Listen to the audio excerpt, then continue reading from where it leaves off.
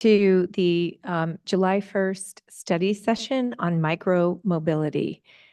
We will start the regular council meeting at 7, so I'm going to try to focus everyone to 1 hour.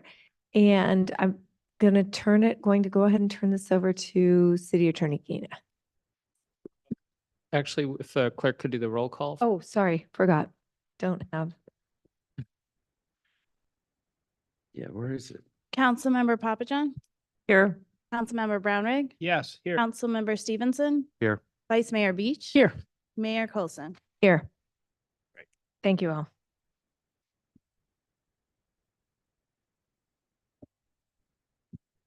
Good evening, Mayor, members of the council. Michael Kina, City Attorney. I'm joined by our police chief, and we'll both be doing the presentation tonight.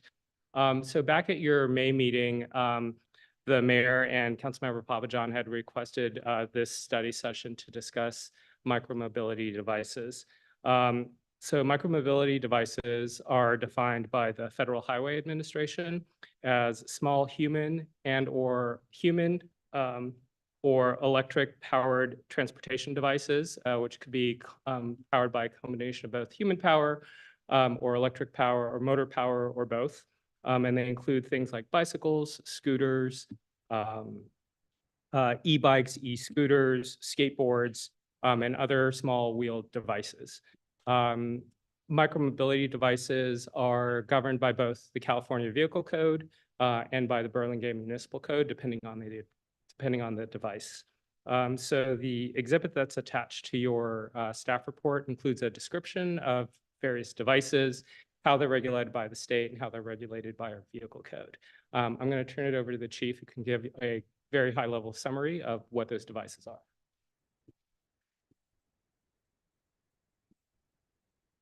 So good evening, Mayor and council members. Thank you for having me tonight and letting me speak on micromobility devices. So we can really get into the weeds on all of these laws and all these different types of devices, and we probably have a little bit. But what I want to do is I did a summary of all the different devices and all the different state laws and local laws that govern them, and they're attached to the staff report. But I just want to give a quick overview of that for the people here who maybe didn't read it, and so we can have a kind of a idea of what we're talking about here. So I started with just traditional skateboarders, which in itself is pretty self-explanatory on what those are. But what I think most people don't realize is that most of the laws that govern skateboards also govern rollerblades and inline skates and roller skates and coasters as well. And so the state doesn't do too much regulation on these, other than the fact that that they require a helmet if you're under 18 years of age, and there's no age limit or any kind of license requirement for that. But the city regulations are pretty intense as far as regulating skateboards, and you have to, in addition to obeying all the traffic laws, they actually they cannot be on the street or sidewalks in a business district, and they can't operate in any public park or any city parking lot. So they're really kind of banned from like the downtown area in general and the parks. If you have a skateboard down there, you have to walk it. And I don't think a lot of people realize that. And you also can't ride them at night on public streets. So that's another big thing, that they're actually banned at night. So that's the regular skateboards. Then you break it down into the motorized type of skateboards, and the state breaks it down into 2 categories: electrically motorized skateboards and just motorized skateboards. And so the electrically motorized skateboards are the lower level, and it's basically any skateboard that has a motor on it. And usually you see that one-wheeled one. It looks like kind of a hoverboard kind of thing, and those count as that. And the difference between the electrically motorized and the motorized is just the power. So electrically motorized skateboards, it's less than 1,000 watts, and the maximum speed is 20 miles an hour. And the state kind of regulates those. They a helmet is required if you're under 18, a 15-mile-an-hour speed limit.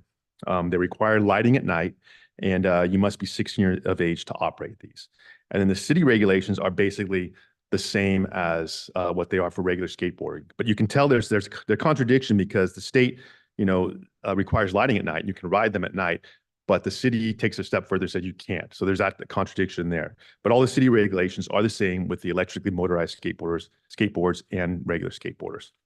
And then you have motorized skateboards, which are 100 watts or above and can go over 20 miles an hour. And those are basically, they're not street legal. You can't have them on the street. They're made for private property, parking lots, and things like that. So you can't have them at all.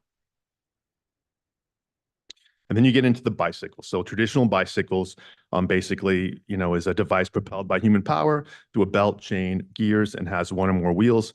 And the big differential between traditional bicycles and e-bikes is there's obviously no motor. So no motor. So the state regulates bicycles pretty well. Helmets are required if you're under 18. You must obey all the traffic laws. There's no passengers allowed unless specifically designed. So like a bike built for two, or a lot of times you see people riding around with like a child seat that's secured. Those are okay.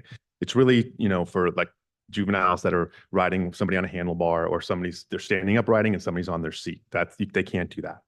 And there's no age limit required, obviously, for bicycles. And they require a lot of equipment stuff like brakes and proper lighting at night, et cetera. So that's what kind of the state regulates. And the city kind of goes along with that. All those laws are in our city regulations as well. But we add a few, is that you can't operate on the sidewalk in a business district, but you can be in a business district. You can't operate on a sidewalk.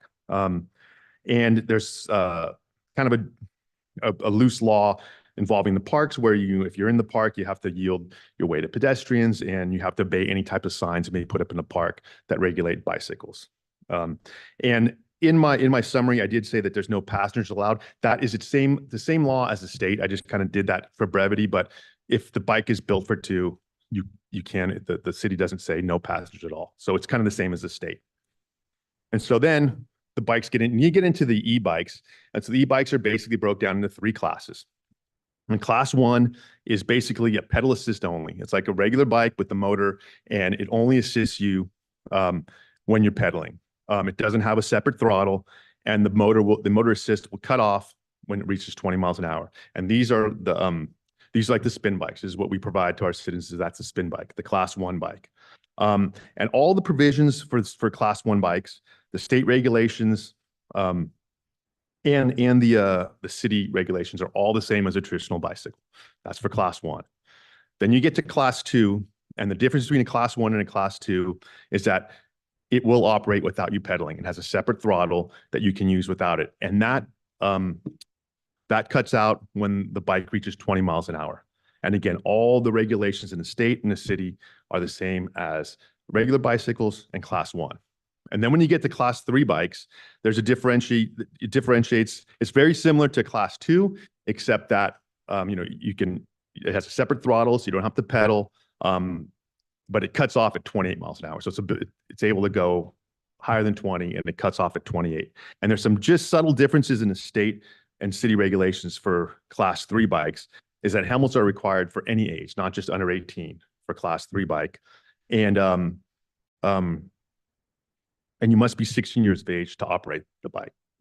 That's really the only difference in the laws between those. And the city regulations go along with the state regulations on that. Then I wanted to talk about e-dirt bikes, and the reason I want to talk about this is because we actually see these downtown a lot. A lot of kids are on these bikes, and basically it resembles an e-bike, but there's no pedals and there's no ability to actually pedal this bike. So it's like an e-bike with no pedals, strictly E. And it can reach speeds up to 40 to 50 miles an hour. And these bikes are not street legal. They cannot be on the street. Again, these are made for dirt bike off-road stuff. You have a piece of property somewhere to ride along that. They should not be on the streets or sidewalk in our city at all. They're not street legal, and we're seeing them. So that's for the bikes and skateboarders. Then you get into the motorized scooters, and the motorized scooter is basically like a skateboard with the handle, and it's propelled with either by human power or by a throttle. The state regulates motorized scooters pretty well too. Helmets are required under 18. You can't operate on a sidewalk. Must obey all traffic laws. There's a 15-mile-an-hour speed limit for that. No passengers allowed. Requires things such as brakes and lighting at night, et cetera. And you must be 16 years of age and have a valid license or permit to operate these motorized scooters, which is interesting. It's kind of it's more stringent than even the e-bikes, And so, and the city regulates them kind of the same way we regulate skateboards. And so they're not allowed in the business district at all. They're not allowed in the park, and they're not allowed at night, which is maybe something people don't realize, but they're like skateboards in that sense. So those are motorized scooters. And then the last thing I just want to talk about, and we haven't seen this, but I know it was requested, is the e-go-karts. And those also are not street legal. So if you see somebody on an e-go-kart, they should not be on the street with that. And just they're made for private parking lots, homes in the country, private property things. So that is the e-go-karts. And at that point, that's a summary of kind of What it is. everything we see and the laws we have in place. And so at this point, Great. I don't know. Well, Could you turn if you thank you. add anything? Sure. No, thank you, Chief. So that's the overview Okay. of kind of what the universe looks like, how it's currently regulated. We're here to answer any questions that you may have, and then we're asking for if there's any direction from council or if there's further research that we need to do in order to answer any questions. So we're both here to be available for questions. Thank you very much. So first of all, I just want to kind of lay out for the audience and everyone what the genesis of this is. So I think everyone has been seeing the proliferation of the motorized bikes around town. And the concern has been around lack of following the existing rules, concerns over helmets, not wearing them, safety issues, and then the overall situation with how do we kind of enforce these laws and do we need to make any changes on the laws? So I wanted to bring this, and we kind of moved this up, and a lot of it had to do with a very tragic situation with one of our Burlingame Intermediate School students who was riding one of these bikes without a helmet on El Camino Real and on his way from Burlingame to Millbrae and hit a box truck and has been tragically put into the hospital with very severe injuries. So it really propelled it to the top, as well as I think summer, kids are out of school, and we're just seeing more and more of the kind of behavior. So I thought we could, get ourselves educated on what we're dealing with here as a city. And then we can ask questions of our chief and city attorney around the regulations, maybe what's working, what's not working. Open it up to members of the public to hear any comments, and then kind of bring it back for direction. Does that work for everyone? Okay, so at this point, I'm going to just open it up for any questions that anyone on the council might have. Peter, Councilman Stevenson, sorry, usually we're very informal in study sessions. But. So first of all, thanks for pulling all this information together. I think the first aspect of this whole process is to get educated and figure out what's going on, where the boundaries are and where they're not. But one of the things that struck me is the difference between what the state has mandated from a legal standpoint and what the city has put into place to either complement. And I'm just curious about, for example, age. And from a legality standpoint, what are our options on age on top of a state, system? Sure. Can I just Yeah. broaden the question? Yeah. By all means, address age, but I think probably we have several questions about where is the city allowed to go beyond the state? Correct. Yeah. Right. Broadly. Sure. And so I'll answer the broad question first. Burlingame is a general law city, which means that we follow the regulations of the state, in this case, the state vehicle code. So that's the state vehicle code is the base, and the city can implement or adopt additional regulations on top of the base as long as those additional local regulations are not in conflict with the vehicle code, with the base. So that's the big answer. Relating to age specifically, so you have some e-bikes, such as Class 3 e-bikes, that require you to be 16 or older to ride, but Class 1 and 2 bikes have no age restriction.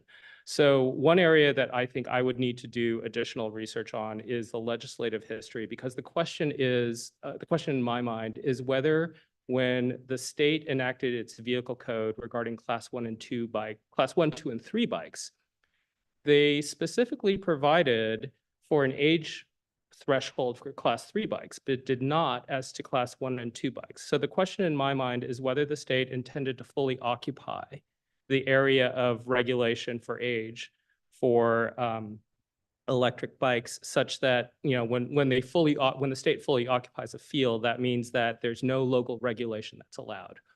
Or did the state intentionally omit regulating for class 1 and 2 bikes as to age to allow for a local agency such as Burlingame to implement its own? That requires a certain amount of digging into the legislative history and background, which I wasn't able to do before tonight. But if that's the direction from the council to, if the council is interested in implementing, looking at age restrictions for places where the vehicle code does not currently regulate, then if I can get that direction at the end, I can do that research, come back and report to report out as to like whether or not we have that authority. Excellent. I think to Councilmember Brownrigg's expansion of that, I would put the same thing on license requirements and registration from the standpoint of Right. how do you even know how to track that or even to observe what type of class that is when you see it on the street? Well, and again, whether we're allowed to permit or require licensing, because the state does not. I know. So are we allowed to require it?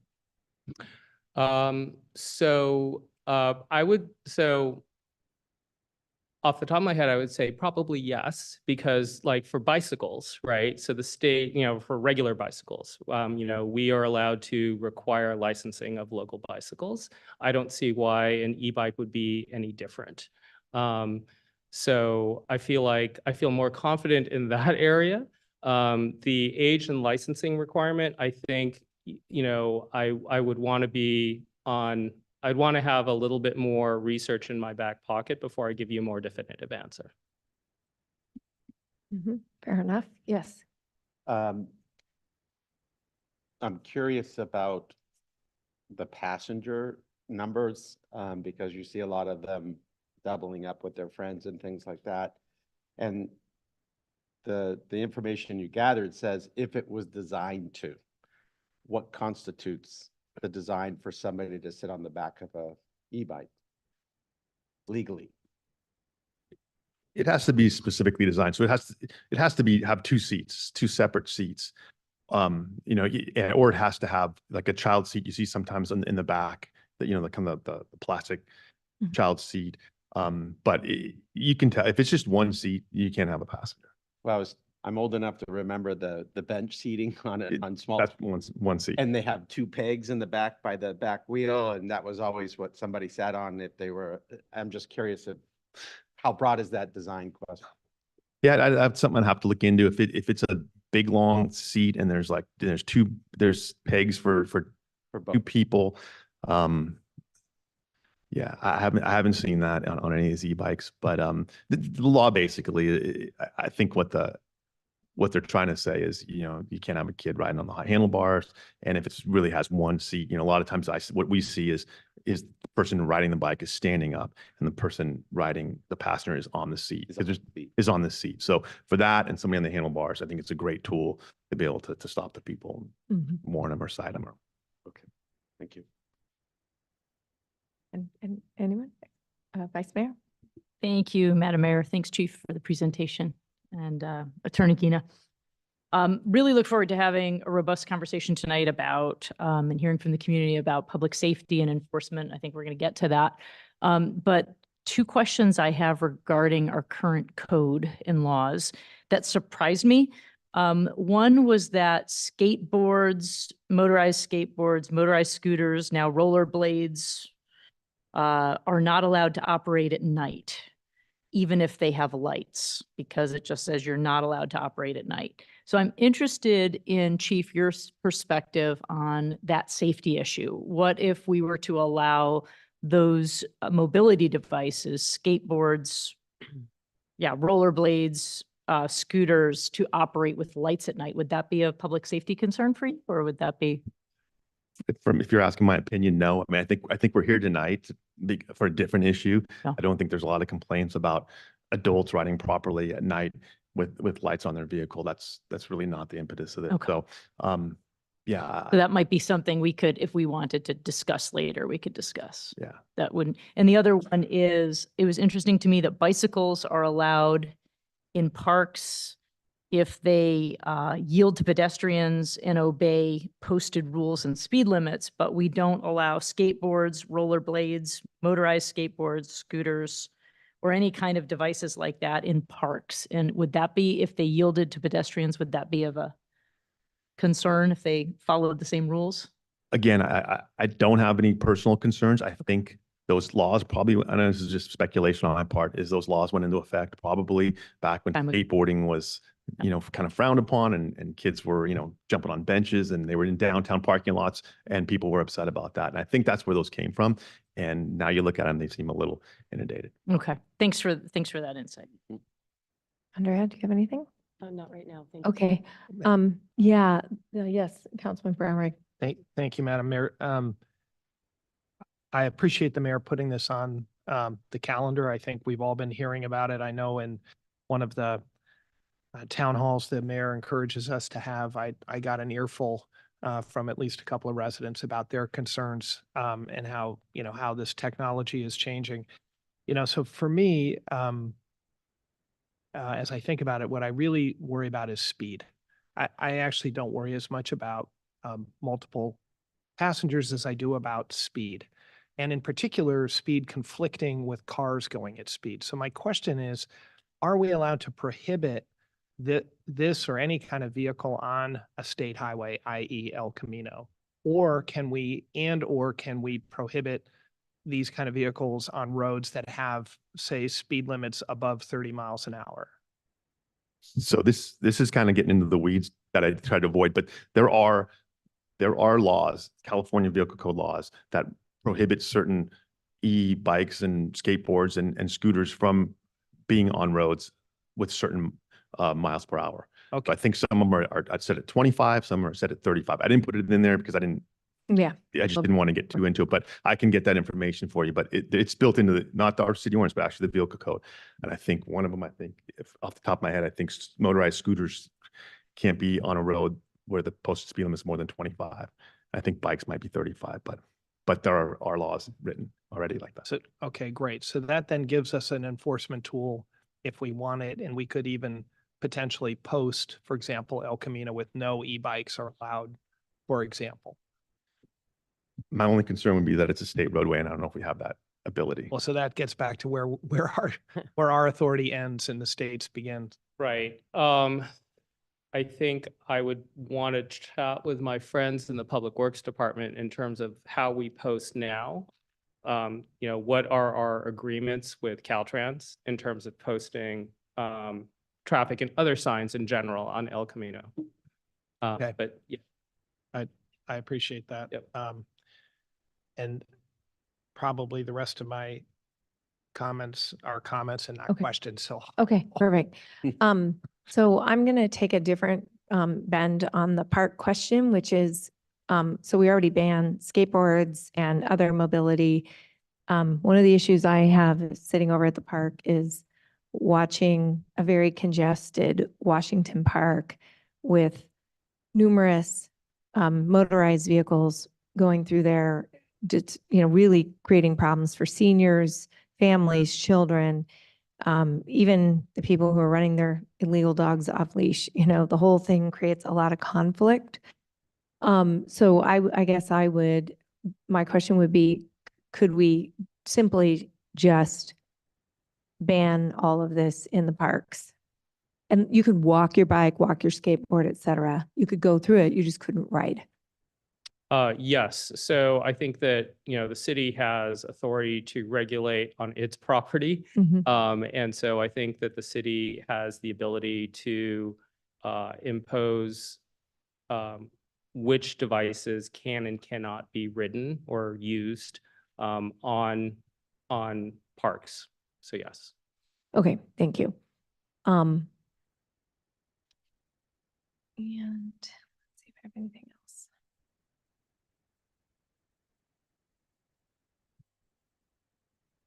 And same thing with like downtown areas, I'll just take the tobacco ordinance as an example where we regulated and said no smoking downtown areas. Could we say in densely populated areas like downtowns, we would Yes, not we- allow them. Right, so we can designate, the city council can designate areas where different devices are not allowed.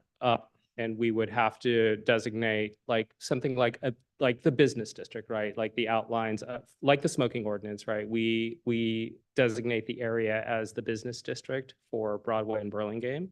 So some sort of identifiable geographic area such as that would be permissible. So you could allow, say, for example, pedal bikes, regular bikes, level 1 bikes, but say ban 2, 3, and dirt. Obviously, dirt bikes are not street legal anyway, but it might make it easier for enforcement if sort of all of those were not allowed.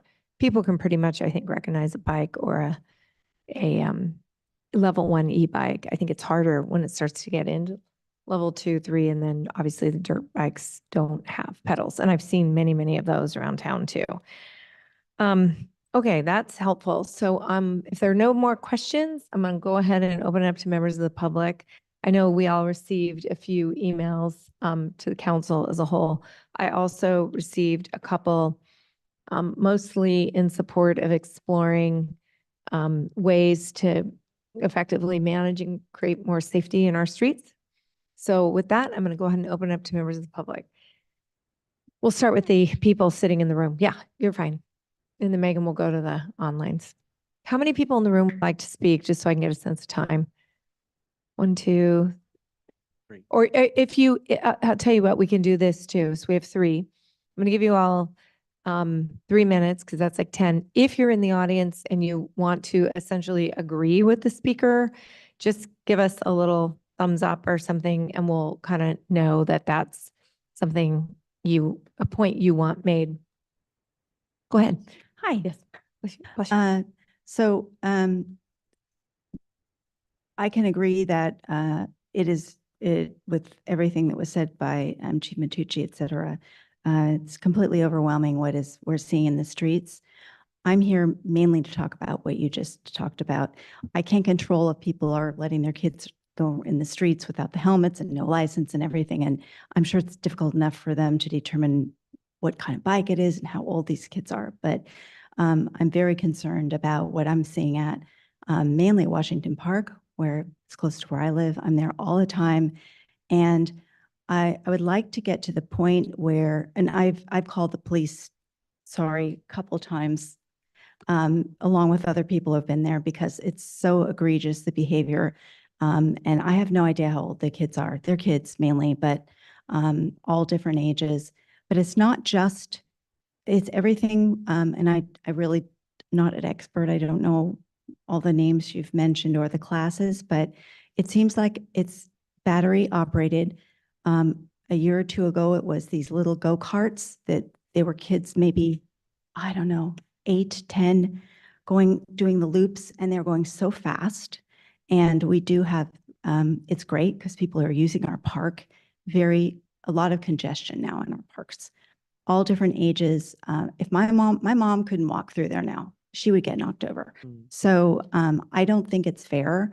And I don't recall a time when I grew up that anybody could be out there with a moped, which was real popular in the 70s, which was similar, right? It was a vehicle that was supposed to save energy, and everyone, I think we had 250,000 mopeds in the United States at sometimes. So I think something needs to be done that's real simple, not this class, this class, this class, because nobody knows what class anything is, but just motorized, whatever you want to call them. Maybe there's a generic, nice, pretty sign we can put in the park, and not just Washington Park, but other parks, because I hear problems with toddlers being knocked over there too. So I just think we really need something, and thank you very, very much for addressing this.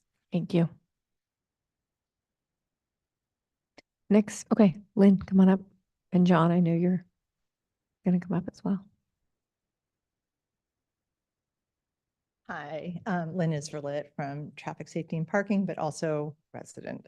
And I don't know if I'm allowed to impart information about the Traffic Safety and Parking Commission, but I will say then that this topic has been brought to our attention. Probably the number one topic of concern. So we get emails to our commission and the staff. I have people stopping us in the streets, and we've had people come to our meeting to speak in public comment. So I think you'll find a lot of support in the community for some kind of urgent regulation. So I wholeheartedly am thrilled that you're doing this. I think I brought that up when we had our joint study session. And then I just, I think what's flabbergasting to me is that these are sixth graders sometimes. So, I mean, 11 years old that are riding these bikes to school. I've seen kids on El Camino darting and between cars and passing cars to get to the high school. And what also really concerns me is near the hospital, my parents are in assisted living at the Truesdale. There's also the assisted living Oakmont facility, and people are riding on that sidewalk. I myself came within like 3 inches of getting hit, and my 86-year-old father almost got hit. Just being on the sidewalk in front of that facility where older people congregate and there are benches. So, I definitely think that it's just a matter of time before someone gets hurt. Lastly, I exercise in Washington Park 4 mornings a week from 8:30 to 9:30, a lot of times when the kids are going to high school. And I will say that I also observe regular bikes, but of more concern, e-bikes. And there are dogs and toddlers and elderly. So I'm super happy that you guys are considering this. And I truly hope that we can have like a 16 year and up with a driver's license type of restriction. If we are unable to do that because of the state laws, and then perhaps we could have registration. I know when I was a little girl, you had to get your bike registered. If we do have a registration process for e-bikes, because that's the best we can do, we could perhaps mandate a safety course and basically try to let them know that we will be watching and ticketing, and there will be consequences, the kinds of rules that we want them to follow, if that is the best that we can do. Thank you so much for your time. Thank you. John?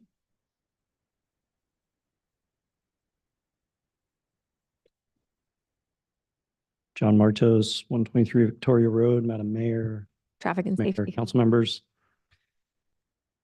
I am very troubled by what I see on the streets. Children 15, 14, 13 years old riding carelessly on our streets and not obeying any traffic laws, zooming through intersections. And I think about how can we help them to help themselves. And I think about the 3 E's: engineering, education, enforcement. And when I think about that, I looked at, didn't print real good, so I'm probably missing some facts there. But when I looked at the e-bikes, class 1, 2, and 3, and the motorized scooters, there were some inconsistencies, and the class 1 and 2 bikes, they're a little less powerful, but as you get to class 3 and the motorized scooters, I think there should be consistency in how we regulate those, maybe the minimum age, whether a driver's license is required. If I didn't print out right, but it looked like for the motorized scooters that helmets weren't required, that would be a big problem.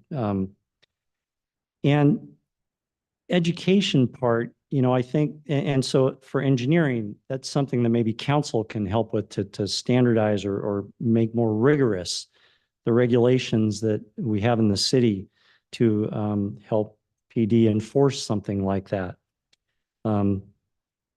As far as education, I think that's probably the most important thing.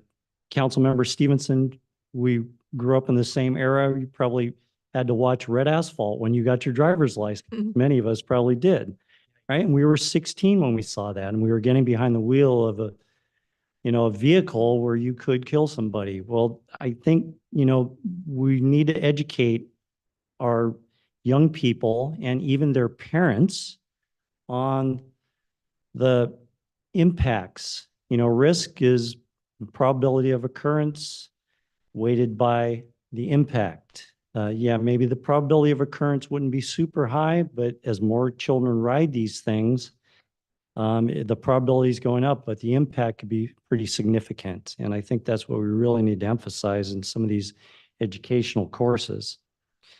And I would also say on the engineering education side, you could think of it as education or engineering, but signage, that e-bikes, are limited, or e-bikes, in bike lanes only, something like that. And maybe we can bring that up with Public Works and see how we can start rolling out information about e-bikes as well.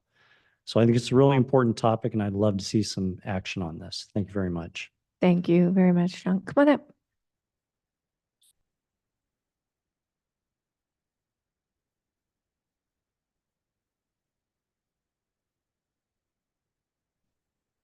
Good evening. I'm Linda Field. I live just north of Broadway. And Chief Matucci, you can correct me if I'm wrong in this, but I believe that Broadway is already regulated regarding riding bicycles, skateboards, et cetera, on the sidewalk. The signs on the posts are like above my fingertips. I can't see them. Kids can't see them. And I understand they're up that high because of some other regulation. I would like to see on every single corner, on every single intersection of Broadway, what they do in Palo Alto downtown, where they are inundated with all of the Stanford students on their bicycles. They have written clearly, it's just stenciled on the sidewalk, walk your bicycle, scooter, whatever. I walk a lot on Broadway. The kids do not have bells on their bikes. They do not call out passing, nothing. I've been almost sideswiped a number of times. It's adults as well. I see a lot of adults on electric unicycles. I've been told they're called one wheel, two spokes on the sidewalk. I'm interested in if you're working with other cities or if the county has some initiative on this. I'd like to not see it just be piecemeal. It'd be great if it could be at least county-wide, if not Bay Area-wide. And I hope that you're working with the school districts, because I have stopped kids on their way to school racing up the sidewalk on Broadway. And I've told them, you're not supposed to be riding on the sidewalk. You're supposed to walk your bike. Well, I can't ride in the street. My parents will be upset. And I say, I didn't say mention the street, and I didn't say ride there. I said, walk your bike. They don't even appear to know what that means. So I think there's a big educational component missing here. And I'm also wondering about golf carts. Are we going to start to see them on our streets? Does the state regulate golf carts? Yes, because I was in Trader Joe's in San Mateo on Concord, and I saw a very beautiful candy apple red tricked out eWheels brand mobility scooter. And I would guess it's about 3/4 of the size of a golf cart without a roof or anything on the sides. 40 miles on a charge, 15 miles top speed. He can ride it on any street, but not highways. I'm waiting to see those come to Burlingame, and no license plate on it. I don't know. What are the regulations for those? Thank you. Okay. Perfect. All right, Janet, come on up. Thanks, Linda. Hi, Janet Martin, 451 Cumberland. I would really like to see education and enforcement. I have a small business here on Primrose, and I'm just waiting it every summer. It's the Lord of the Flies, and there's 10, 15 kids doing wheelies both sides of the street on Primrose between Howard and Burlingame Avenue. And I look out and go, holy cow, someone's going to get hurt. The cars are stopped both ways, and the kids show no respect, and they're just taken over. And just education and enforcement, and somebody's going to get hurt, and it's going to be bad. It's going to be the kid or somebody else, and just don't want to see it. So thank you. Thank you. Megan? I have 3 emails. I also got survey results that DBID did, so I will pass those on Okay. to you. We can. The first email I got is from Mike Swire. He says, sorry, but I will be unable to attend the micromobility meeting tonight as I am on a plane.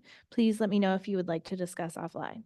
Please remember that the devices are very important to helping adults and kids get around. This reduces auto traffic on our roads, air pollution in our neighborhoods, and GHG emissions globally. A disproportionate number of lower income and people of color rely on non-auto travel as the average price of a new car approaches $50K. These smaller, lower cost devices are key to providing last mile access to Caltrain, BART, and Samtrans. Thanks for your continued commitment to non-auto travel on the peninsula. Our next email comes from Anthony. He says, thank you so much to Mayor Coulson and Councilmember Papajohn for requesting this study session and discussing further the utility and potential of micromobility to improve sustainable transportation in Burlingame. My name is Anthony, and I'm the Associate Director of Advocacy at the Silicon Valley Bicycle Coalition. We are a nonprofit advocacy organization with the mission of creating more just and healthier communities by making biking accessible for everyone. Micromobility is essential to reduce vehicle pollution and congestion while improving access to vital points of interest locally and regionally. These devices provide optionality for those who cannot afford, access, or operate personal vehicles. They also solve the last mile dilemma, connecting people to and from transit hubs where they can travel to neighboring cities and counties. Burlingame must do what it can to center multimodal transportation. Studies have shown that it is just as effective at connecting people to vital points of interest while reducing carbon emissions. The status quo has brought us to a breaking point, and we must center people, not vehicles.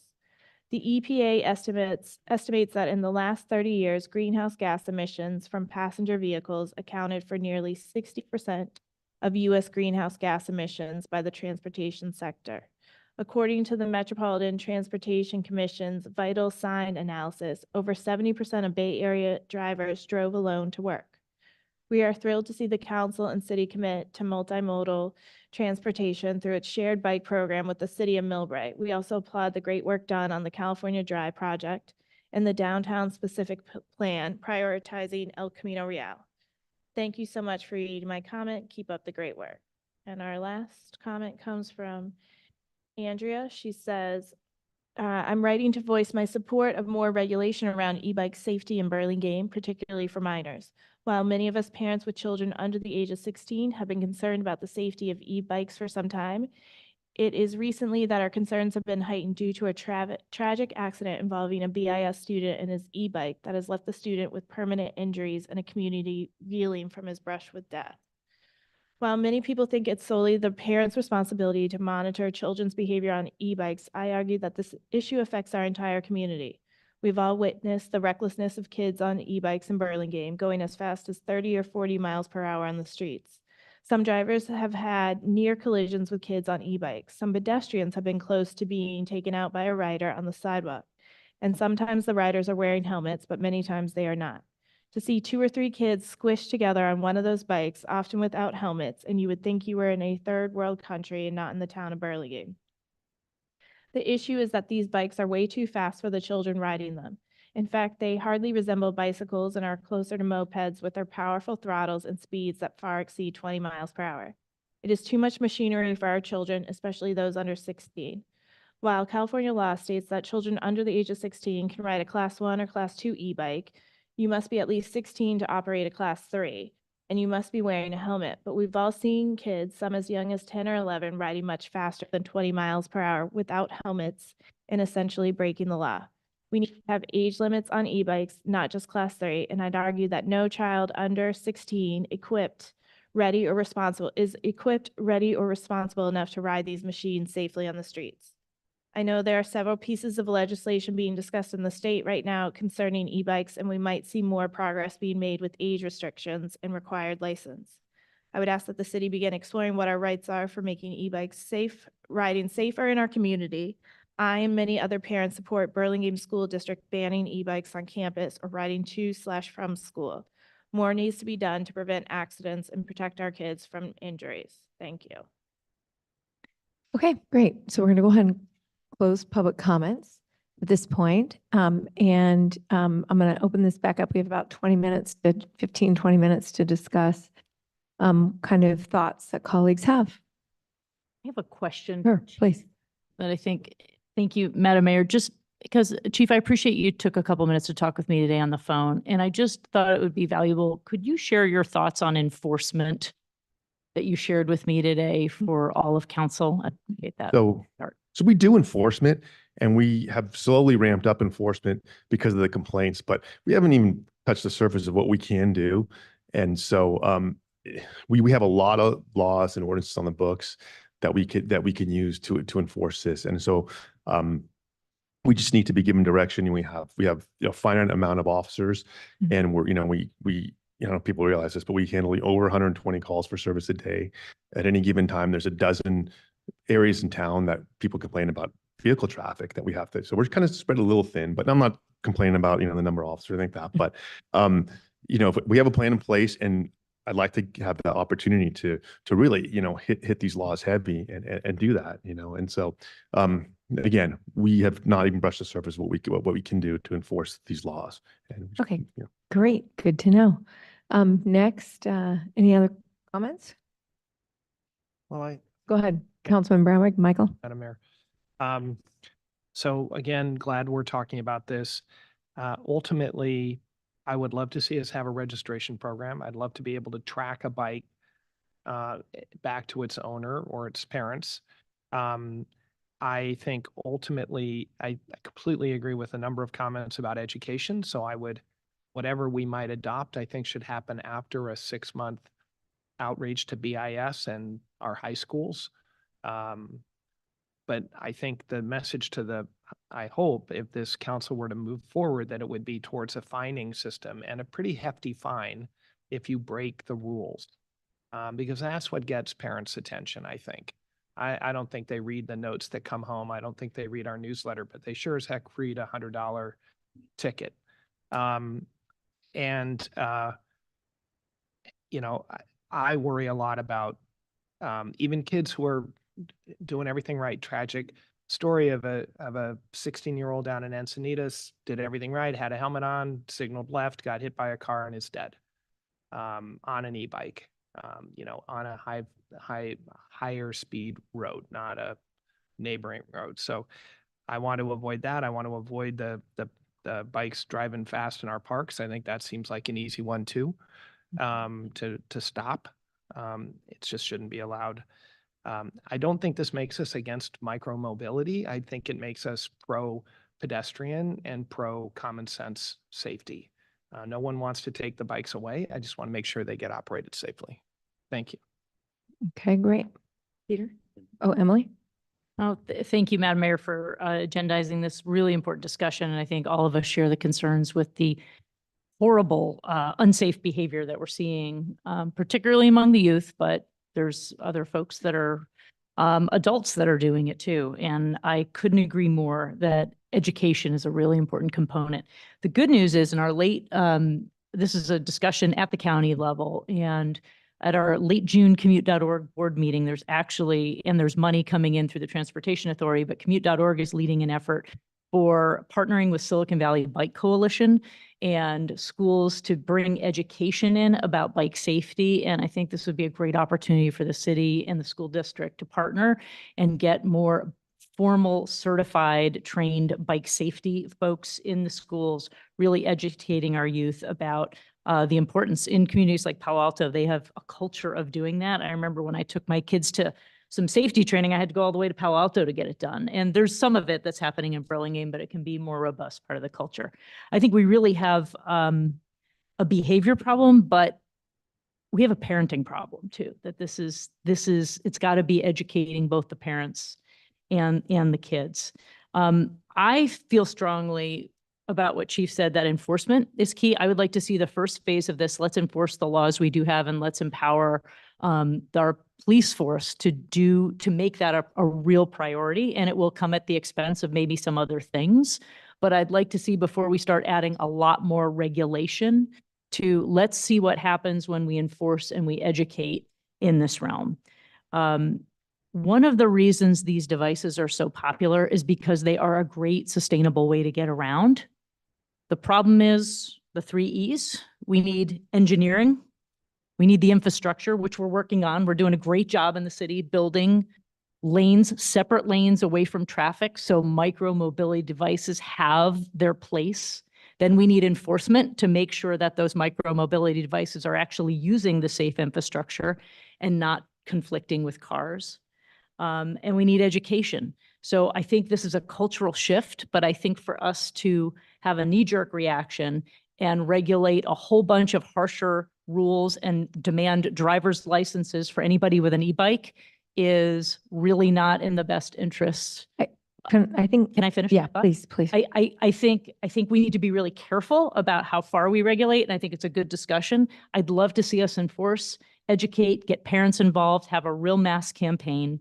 And I think it would behoove us in the long term to figure out, and it's part of our Vision Zero policy, how do we share the limited public space we have in the safest way possible and make room for everybody to use things. Otherwise, every one of those kids that's using these devices to get up the hill or down the hill, they need to do it safer, but they're otherwise in a car.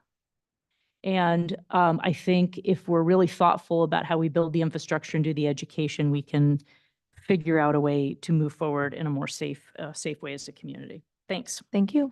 Next, anyone? Yeah, thank you, Peter? Madam Mayor. I just want to be cognizant of the time. We only have about 5 minutes. I'm sorry. I echo a lot of the sentiments. I do think there's an issue with age and the speed of these entities. And so I would encourage us to look at what we could put in place that raises the age requirement. Even a class 1 bike that's going 20 miles an hour is faster than a 12-year-old can ride a bike. And so we have that dynamic of the age of the person versus the speed of the vehicle. These are heavier as well than most normal bikes. So I would encourage us to look at that. Does that mean licensing and registration? I like the idea of registration because it gives us a form of tracking. We understand how much volume is out there, where they're being purchased, or and that type of thing. Big believer in education. I'd love to see communications, not just from the city, but through commute.org, through the coalition, through the schools. And I would echo, there's nothing stopping us now about enforcement. It's just a priority. So I'd like to see us step that up with what we have on the books, and then carefully look at how we can tighten areas that are high risk. I would add one thing. E-dirt bikes are not allowed on streets, and yet we know they're there. And so I think we need to look at confiscation, because when you drive an illegal vehicle on a roadway, they impound your vehicle and you lose the right to use it for a period of time. I think we need to be, because those are the bikes that are going 40, 50 miles an hour. And then the third element on fines or tickets or some sort of thing, I do echo that. Particularly if somebody has tampered with the regulator, which is another big issue in the district. So that's it. Thank you. Very concise. Yes. Yeah, I'll be super quick too, because I do agree with my colleagues. I think we really want to do more enforcement. And I think as Chief said, we haven't maybe spent a lot of our resources enforcing. I think we can enforce those who don't have helmets, enforce if they're, on the sidewalks, and really try to, tighten that up. I also strongly think that we should register so that we can track. And I love the idea of doing the stenciling in terms of the education and just getting everyone more educated about, where they're allowed and where they're not allowed.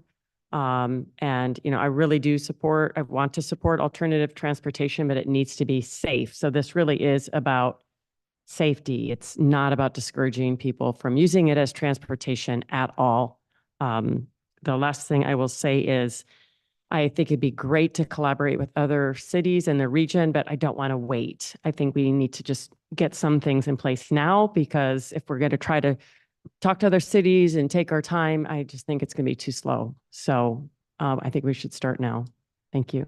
Thank you. All right, let me see if I can go through this list and kind of add my comments and we'll go along.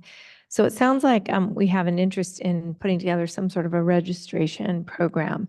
I think that also affords us the opportunity when people come in with a bike that is not street legal, for us to explain to the parents and to the child, the bike is not street legal. So it's an opportunity for education at registration. I do think it's important to understand what the city can and cannot do with regard to age restrictions. I don't know that we're going to do it, but I just want to understand it. I think it's important to understand. Education at schools. So I am the bike duty monitor at BIS when I am over there substituting. And I know we've had Heather was over, our SRO was over 2 or 3 times. We've done bike rodeos. We've done lots and lots of outreach and education. You know, with regard to the schools, my guess is that it's, you know, we can do that in conjunction, but it's going to need to be in conjunction with other things because I don't think the education alone's been working for the past 2 years. Enforcement, totally agree. We can, you know, increase our enforcement. I know it always puts our officers at a little more risk, you know, and I know we have a no pursuit policy. We don't want to chase children on bikes that are going fast and all of that. But I think, you know, when I was talking to a few of our police officers over on Broadway, they just felt like they needed to be given a little more direction on what they shouldn't be doing. I'm sure to me, helmets are real basic. Things that are not street legal are very basic, and just basic violations of the law. The other night, I was stepping across to El Camino Real at 7:00 at night, going to dinner, and 4 bikes ran 30-second red lights going 40 miles an hour down El Camino, and they blew every single red light that I could watch. And that's a problem for the driver who's crossing and legally on a green light and then kills 3 kids. That's absolutely not okay. Not only bad for the 3 kids, obviously, but is bad for it's bad for everyone. It's bad for me. I was a pedestrian that night walking downtown and was nearly hit by these 3 bikes. So I agree that it's a balance between micromobility, pedestrian, encouraging all of this. We're not trying to limit it. We're trying to make it safe so more people can use it. High risk areas, as we densify and add another 6,000 people, our parks are not that big. We don't have Central Park. We don't have San Francisco Golden Gate Park. We have tiny little parks that are densely populated and used by lots of different types of users, pedestrians, children, parents, dogs, you know, I don't think there's any cats in there, Megan, but I'd like there to be a catio, but that's another conversation. But I think we should immediately look at maybe restricting, you can certainly have them in, but I think walking your bike, walking your skateboard, walking your any kind of micromobility through our densely populated parks is reasonable, because every single one of our parks has an alternative route around it that is on the street and would include, you know, a safe area to drive. So I'd be in favor of looking at that. And I think other people were too, right? Like we have at least 3 people interested in that.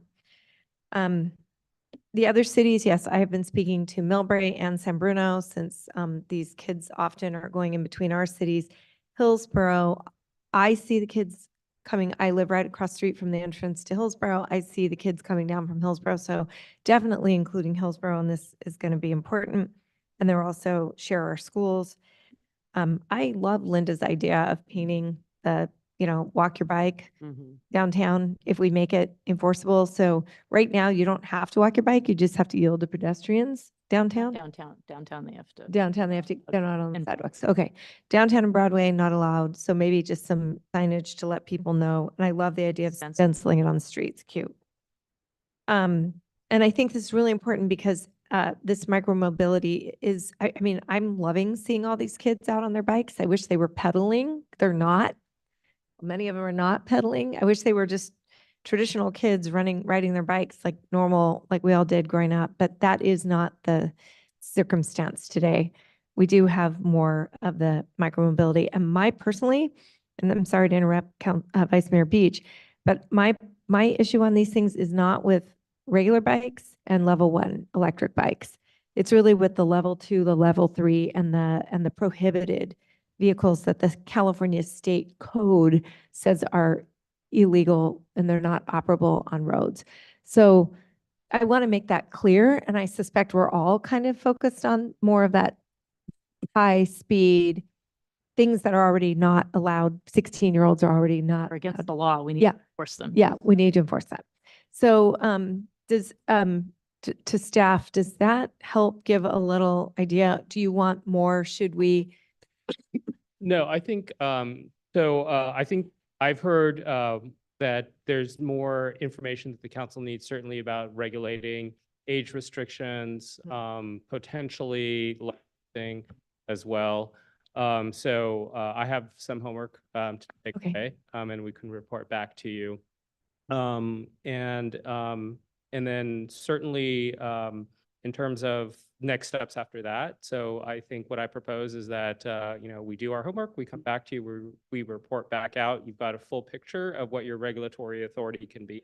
And then at that point, you can give us the final direction in terms of what future direction you'd like to give us. Okay, that sounds great. Does anyone else want to expedite the discussion or the research around the parks and just until I don't care if it's a temporary situation, but I just really have been concerned about the parks. And that's probably something we could bring back earlier, correct? Yes. I'd certainly welcome a park policy. I would like to distinguish between parks and other kinds of open space like the Bay Trail. I Yes. think is different. Yeah. I think we're talking about the parks, the Burlingame parks, in particular Washington Park, probably Ray are two bigger parks, maybe Cuernavaca. I'd like to understand if other cities even ban these as well in there. And it's not a ban, it's a walk. You have to, just like we do downtown and in all the other very highly densified areas, you can take them through, but you need to get off them and walk them. I think that's fair, completely fair to request. Agree. Okay. I just have one other comment. Yep. There's nothing stopping us from enforcing what's on the books now, though. Mhm. Wouldn't wait for coming Yeah. back to start that process, because frankly, everybody that we can stop and educate is one less risk for something down the road. And then with regard to the schools, I think this is something we can bring back to the school liaison committee at our next meeting and put it on as a topic and see if we can't put together some sort of a joint collaboration around enforcement and maybe their rules on their campuses. It would be very helpful if there was some ruling around, not letting things that are not street legal onto campus. Maybe when they have that fall meeting with the parents, perhaps I'd volunteer to go and make a quick announcement about the rules and what we were hoping. Yeah, we can definitely, we could probably send, I think the most effective people to do that are our police, Okay. Yeah. frankly. Agreed. Yeah. Agreed. Yeah, but we could all, Michael and I think are the school liaisons, so we can work on that. And thank you. We'll probably take all of us. Okay, I think that is good direction. Really appreciate it. And I think we can at least start to explore next steps. All right.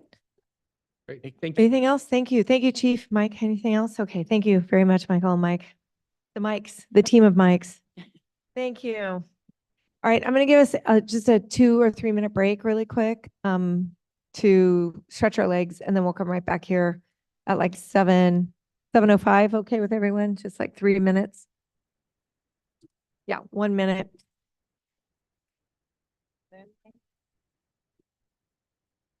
Voice is really loud.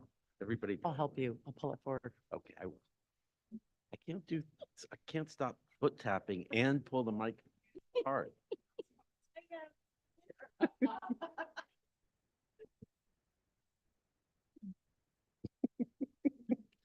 All right. I do stand up.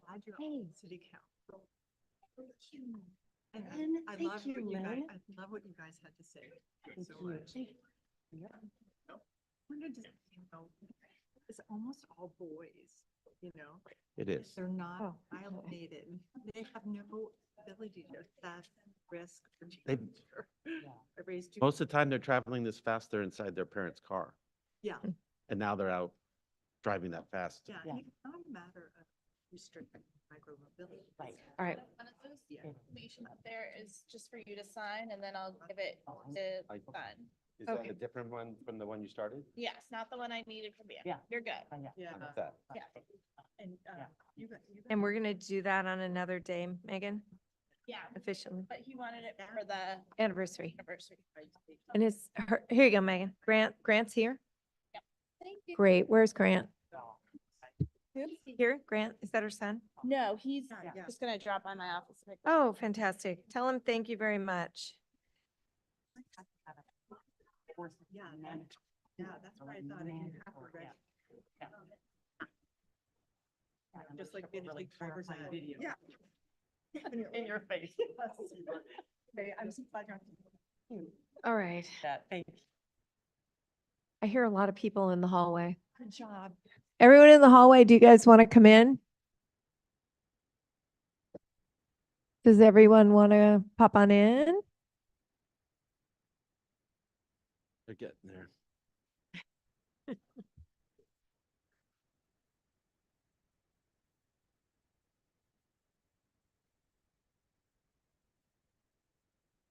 You're for. Getting scolded all the time. What? It's okay, I do too. She's just taking, Yeah. I'm just gonna wait a minute or two for everybody to clear through. you can hear me now.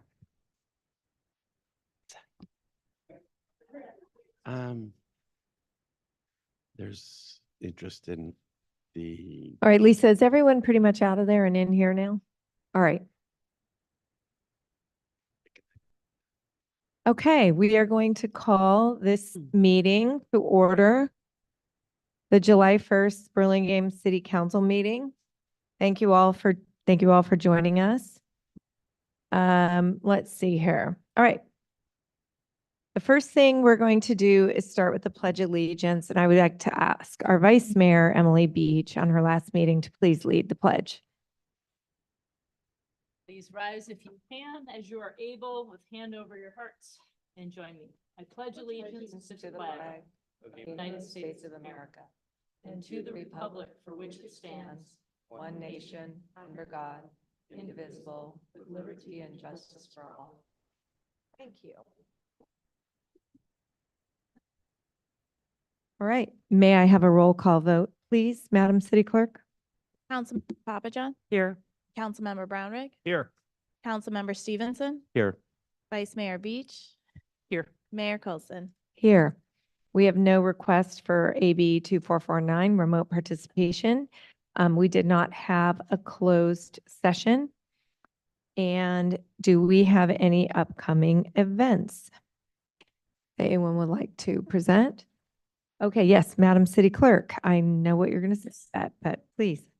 I just want to remind everyone that candidate filing for district seats 1, 2, and 4 is going to open on July 15th, and you have to go through me, not the county elections office.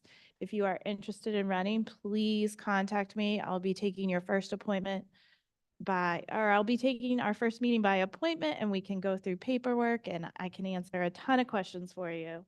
So please contact me if you're interested. Thank you. Thank you very much, Madam City Clerk. Also, as we end, the council will be on break from July 1st till August, I think, 19th. And during that time, though, I will remind everyone that we have a few really important things coming up. There will be our Chamber of Commerce will do our Burlingame Avenue event. There will also be many music in the parks that I believe Margaret is hosting with our Park and Recreation crew. Those are listed on the city website if you'd like to go. There's a wine walk on Burlingame Avenue. That's right. July 31st. We have a wine walk on July 31st, and you can purchase tickets, I believe, through the Downtown Business Improvement District and possibly the Chamber of Commerce as well.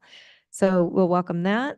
And we have many different and amazing things going on at the library. So please check the library website to look for movies, events, story times, all the other fantastic things that our library hosts throughout the year. And no one else has anything that they want to mention? Okay, we'll move on. So we have two presentations tonight. The first one is a proclamation recognizing July as Disability Pride Month.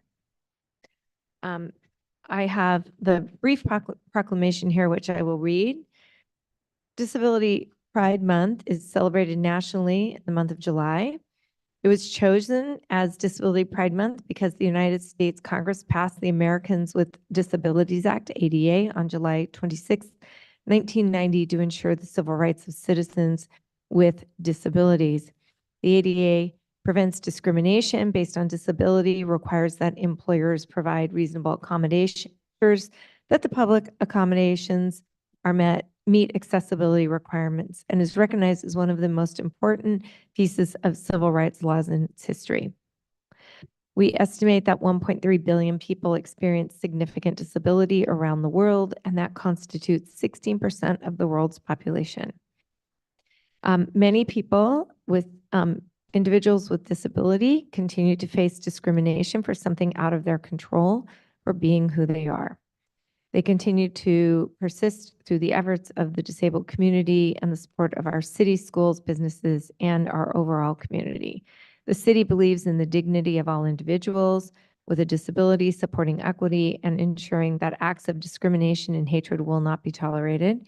And the city recognizes the inherent value, talents, and significance of the members of our disabled community. And it is important to take time this month to reflect on the disability rights movement and the progress that has been made, as well as all of the work that our staff needs to be done. And I believe we have some people here that are going to accept this proclamation. We Wait, pardon? Sorry, I was just going to say we have 4 individuals here from the Center for Independence of Individuals. Perfect. And I think you sent me over, but since I don't have everything right in front of me, why don't you please make, Madam City Clerk, would you like to introduce our visitors tonight? Sure.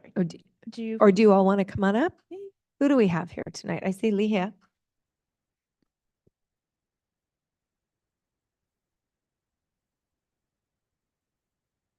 That mic. Thank you. Hello. It's on? Yes, thank you. Hello, members of the council.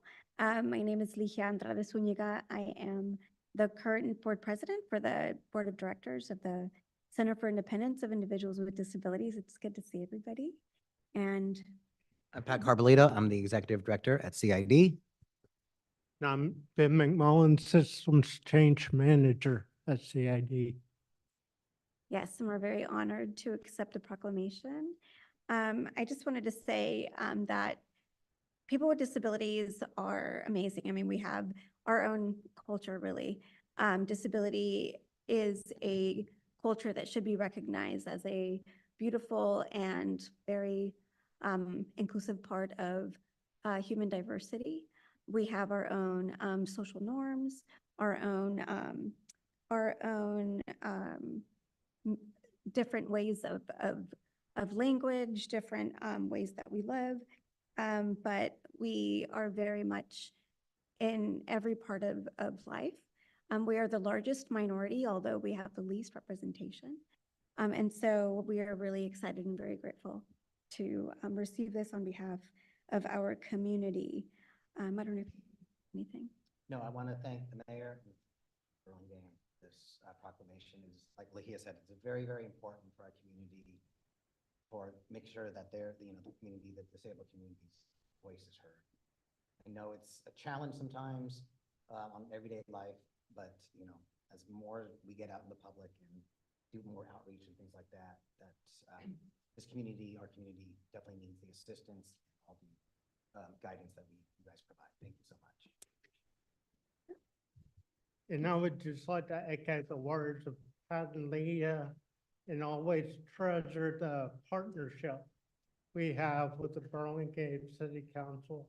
And thank you so much for your work and this recognition. You are most welcome. Would council like to provide any comments?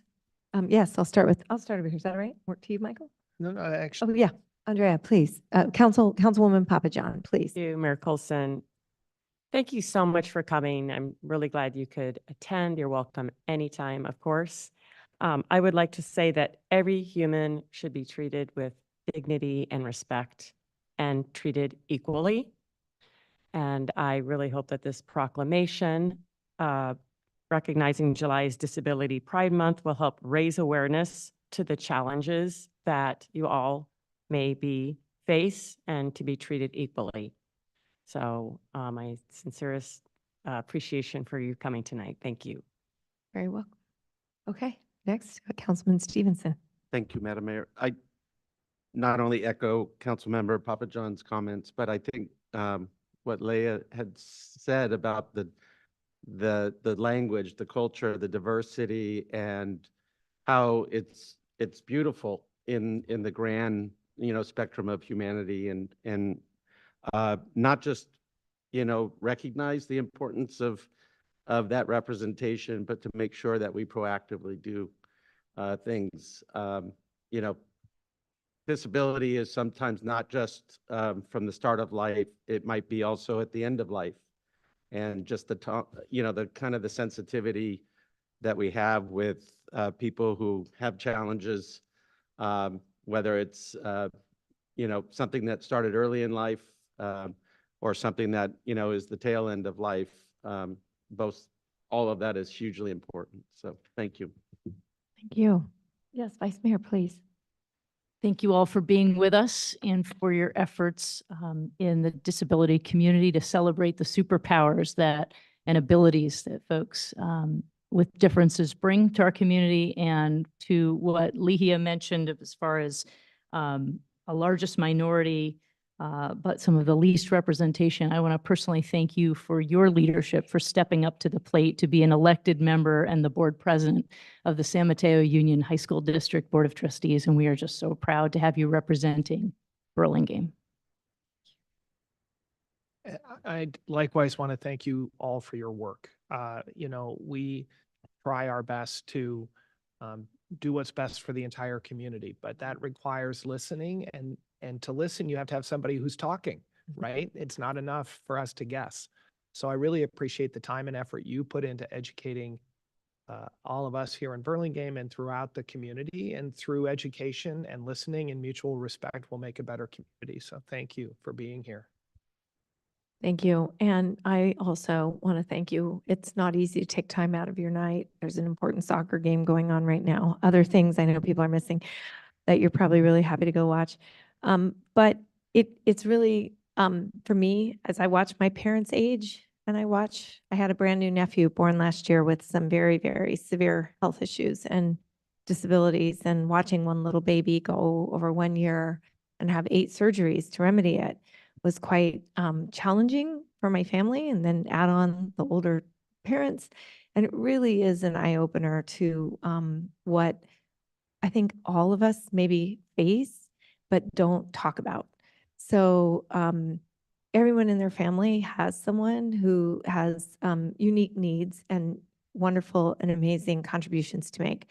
So bringing that out in the open and letting people share more about the challenges their own families face, I think, is one of the most amazing things that doing this allows us.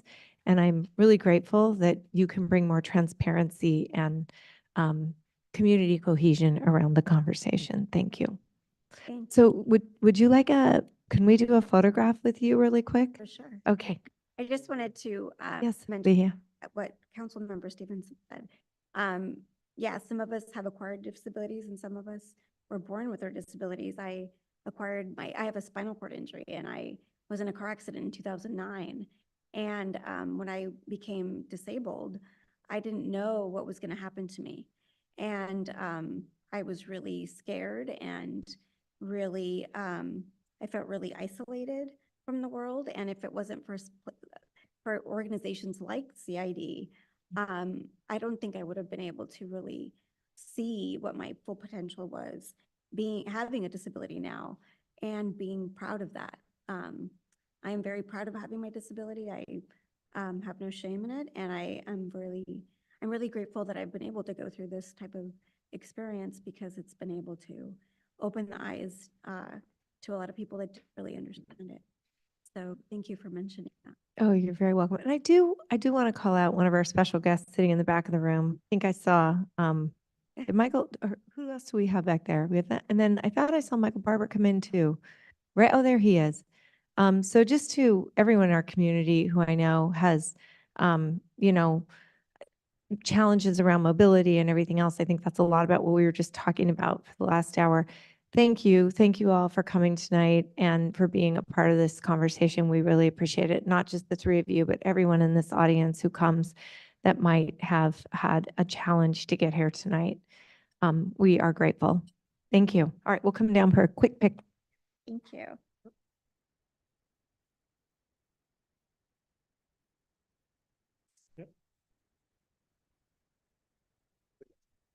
We'll have you place that way.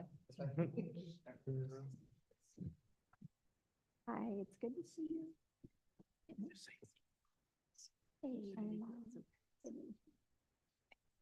Nice to see you. Okay. All right, where should we go? Sure. I'll let Ben. There you go. And then we should also kind of squeeze around Missy here. Yeah. Okay. And I'll hold this for you. Thank you. Thank you very much. Thank you. All right, thank you so much. Guys. Thank you. Thank you. So very much. Thank you so much. Thank you.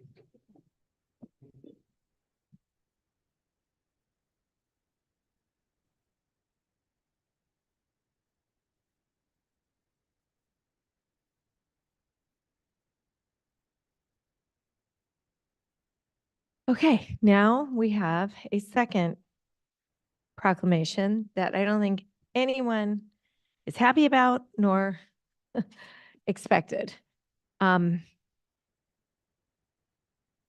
Yeah, bittersweet. That's a really good word. Councilman Stevenson, that's a really, really good word. I'll probably go last, but we have tonight we have Vice Mayor Beach attending her last city council meeting of 9 years. And she and I were elected together. We've served on this council together for all this time. We've had a lot of opportunity to work together. And I think it's just too soon, but that's the way it goes. So what I'd like to do is I have a beautiful proclamation that I'd like to read. Then I think we have some additional proclamations that have been brought and we'll receive those. Then I will open it up for council, staff, colleagues, anyone in the audience who would like to speak. And then we'll wrap it up and continue our meeting because she gets to stay with us for this meeting. And if there's any other emergency that arises between now and I think July 14th, she's not quite off the hook. So I might have to call emergency meeting just for one more time. Who knows? So I would like to read this very beautiful proclamation that was prepared honoring Emily Beach for her dedication and service to the Burlingame community. And this encompasses not just the city council work, but I think Emily's whole life, Vice Mayor Beach's whole life. Whereas Emily Beach grew up in Massachusetts, graduated from the University of Notre Dame, go Irish, and served 4 years as a United States Army officer in Saudi Arabia, South Korea, and Texas. And whereas Emily's commitment to making and bettering her community are visible throughout her life, and most especially here in Burlingame, where she chose to raise her 2 children, Kate and Matthew. And whereas, I gotta make sure Duff's mentioned in here somewhere. Let's add him in there too, with her loving and amazing husband, Duff Beach. Whereas, as an active community member, Emily has worked or volunteered with the following organizations: Burlingame Community for Education Foundation, Girl Scouts, Leadership Program, Peninsula Humane Society, Burlingame Rotary, Leadership Council of San Mateo, First Presbyterian Church Nursery School, St. Catherine of Siena, and served as a licensed San Mateo County foster resource parent. And whereas Emily was first elected to the City Council in 2015, and whereas Emily was not only the city's 50th mayor, but also served as mayor in 2020 during the initial days of the COVID pandemic, helping to steer the city's response and calm the community's concerns.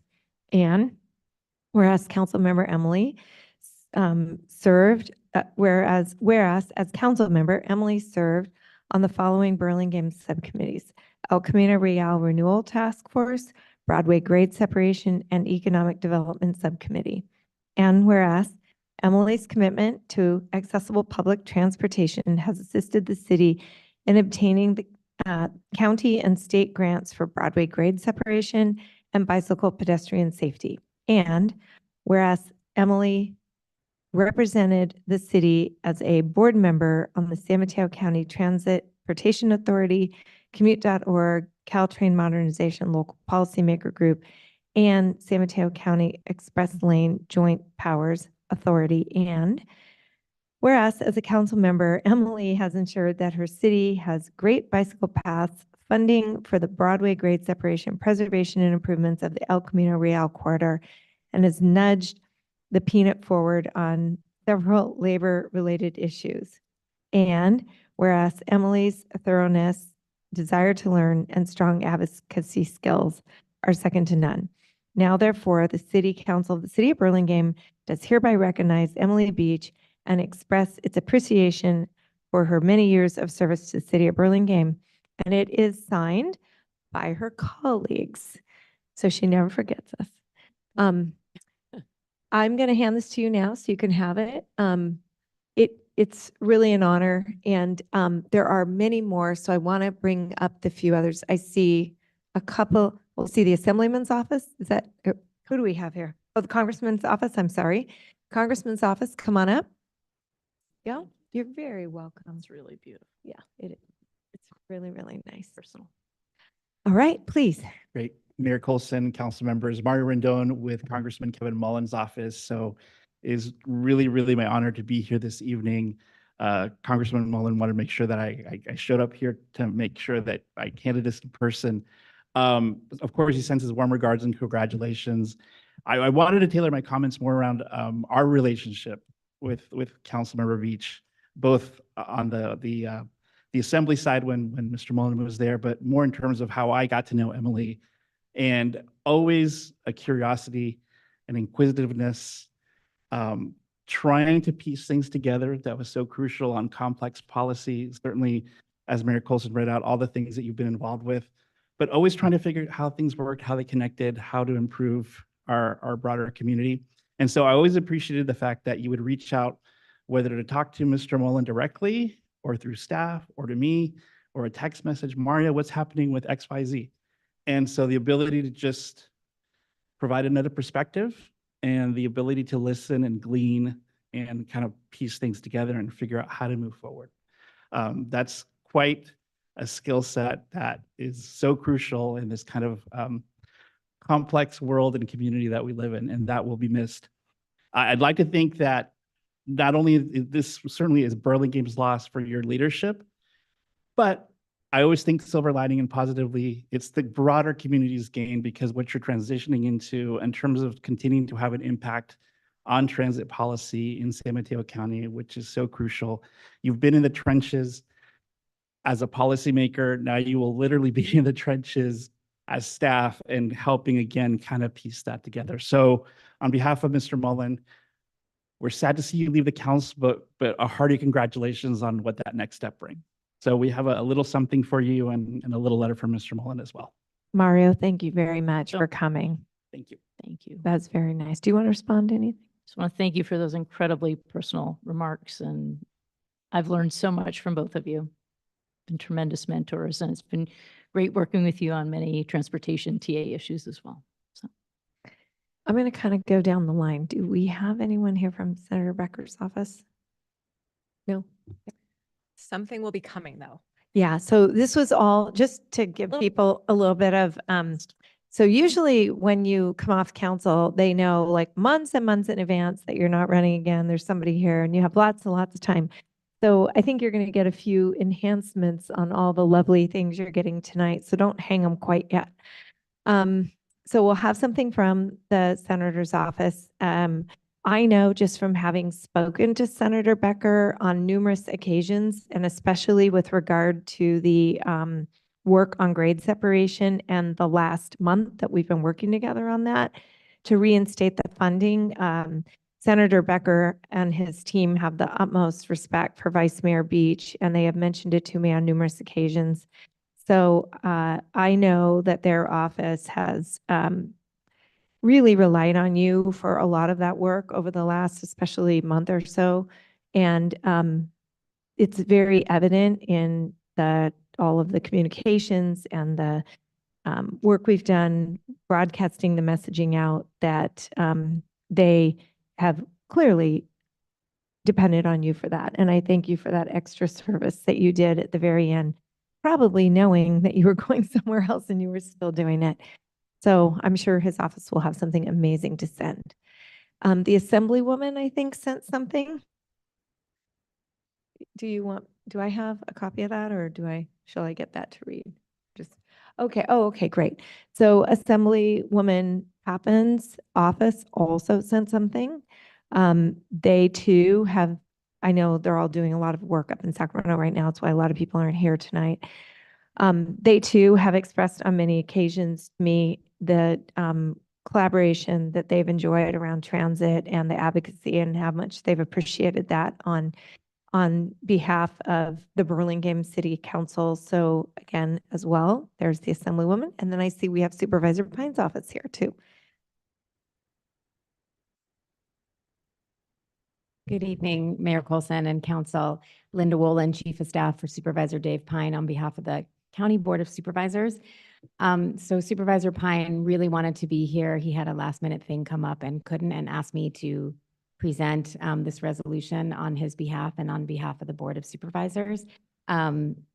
Strangely, it sounds quite similar to what Mayor Coulson read that the city had prepared, and there is a typo, so we'll be fixing that and back. But just a quick word that it's to recognize, honor, and commend Emily Beach for exemplary service as a member of the Burlingame City Council, and to recognize her effectiveness, accessibility, and responsiveness in local government service and belief in inclusive housing policies, sustainability, active and alternative transit solutions, and fiscal responsibility in her local policy work. Therefore, be it resolved that the Board of Supervisors hereby honors and commends Emily Beach for exemplary service as a member of the Burlingame City Council, blah, blah, blah. But personally, I want to echo what Mario said. My friendship with Vice Mayor Beach predated her work on City Council. I also helped her with her campaign. So I've been working with her on policy issues for longer than the 9 years that she's been serving on this council. And she knows a lot of what I'm about to say, so I'll super summarize. But Vice Mayor Beach really wants to dive deep into the issues, and it's not just to read something and come up with an idea or an opinion on it, but really understand everything. I'm thinking also when Mario was speaking, I'm just imagining her with a big fat Rubik's Cube of policy issues and her turning it around and twisting all the things and seeing all the different patterns. And maybe they all need to be the same color on one side, but maybe they also need to be something else. And let's just look at it from all the sides and really understand the issues.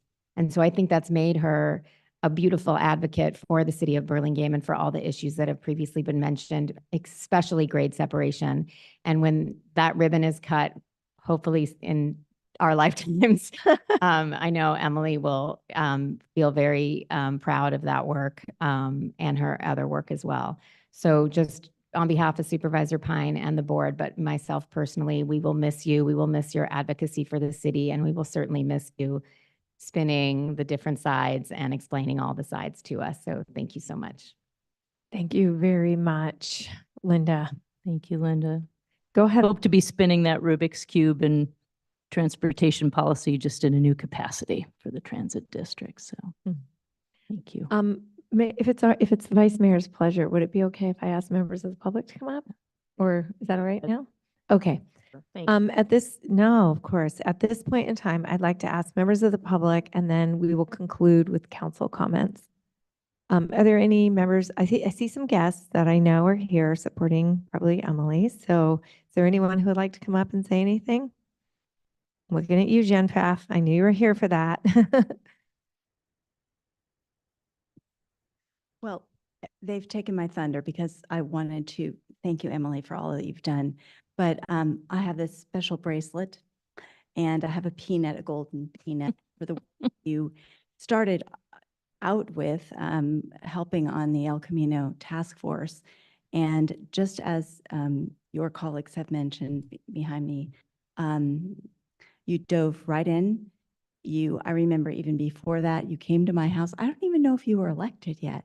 And you said, tell me about this. You didn't know. You weren't from here. So, I mean, not like long time from here. And you didn't really know about the history and you didn't know about the trees. And you sat with me for an hour. You had your came with your bike. I thought, wow, she really rides a bike and I'm terrified to ride a bike. And you just sat and did the deep dive with me and you listened. You're such a good listener. And I won't ever forget that. And you had the gumption and Michael knows this because we were together. You had the gumption to know how to deal with this huge agency and to move us to a good point, where we're moving our way through to where an end is in sight for starting. And that's huge. I mean, just decades long with nothing. And I am forever grateful for that, for your help. And know you're just there, like just down the street from El Camino. So you'll see everything going on and hope you will be around for whatever they do. Shovel, chainsaw, God, whatever is going to happen there. Don't know in the beginning, but I really want to thank you for the deep dive and also for sticking with the great separation that was started like 30 in Rosalie's Rosalie, time. Yeah, at least in Rosalie's time, that was her. So, and she's passed away. So it's got to happen, right? So thank you really very much for all your work. Thank you, Jennifer. Thank you. Staff, would staff like to make any comments? Sure. I'll speak on behalf of the staff. Wanted to thank you, Vice Mayor Beach. I'll call you Emily tonight, just for right now, and then I'm going back to formal. I wanted to thank you for all your work over the past 9 years, and especially your year as mayor, which was the hardest year of my career. You had the honor of being sworn in as mayor in December of 2019. And we started off well. We went to DC to lobby on behalf of the grade separation project, and that was a really great trip. We brought the CEO of the chamber with us. We brought the CEO of the Convention Visitors Bureau with us, brought our public works director, and we were a very mighty team advocating for the city and for this important project. And you were a little bit like a kid in a candy shop when we went. I remember to visit Congresswoman Anna Eshoo, who's one of your heroes. And we staked out Dianne Feinstein's office, and it was just a very fun trip. And then just a couple weeks later, the whole world changed, and that was a really tough time for all of us. I admired the way you showed leadership, and I grumbled a lot the day you suggested it, but you suggested that we hold the first town hall that any city around here was going to do, and I was like, oh God, Zoom. Nobody knew what Zoom. Yeah, we didn't know what Zoom was. It was a TV show for my youth based in Boston. And I was like, oh God, one more thing, how dare you? But it was super effective and it was really helpful, I think, for the community to hear. It ended up being a lot of me, but it was also our Staff up front. chief talking about the rules and everyone pitching in to answer questions. And everybody was just terrified at that point. We were just a few weeks in. And people needed that reassurance from their leadership, their city leadership, and they were getting a lot of conflicting information from every level of government. And so for us to come in and say, here's what we know and here's what we don't know, I thought was really great. And kudos to you. And then I remember you filmed a message and you had Ricardo translate it. Yeah, Ricardo did the Spanish version and you did the English version. And that was really comforting, I think, to people. And so I just really appreciated the way you dove into that crisis and helped us all figure out how to get through it. It was really like pretty extraordinary times for everyone. And I wouldn't wish being the leader of the council, like on anybody for that, because it was really hard. People were mad at us for a lot of things that weren't of our own making, but we had to, say, here's the rules and so sorry. And no, you can't have your gardener. And we know your grass is getting taller and it's annoying, but like you can't have your gardener. And people were mad, but we did the best we could in dealing with that. And so thank you for that. And then just, you've been a really good advocate for us on all things transit. Early on, I think some of our grant applications were not quite as up to snuff as they could have been. And you sat down with staff and helped, talk about some of the areas that we could improve. And I think we've been super successful in getting a lot of really important grants for bike projects, for ped projects, for all sorts of stuff. And so thank you for taking that time to give us constructive feedback.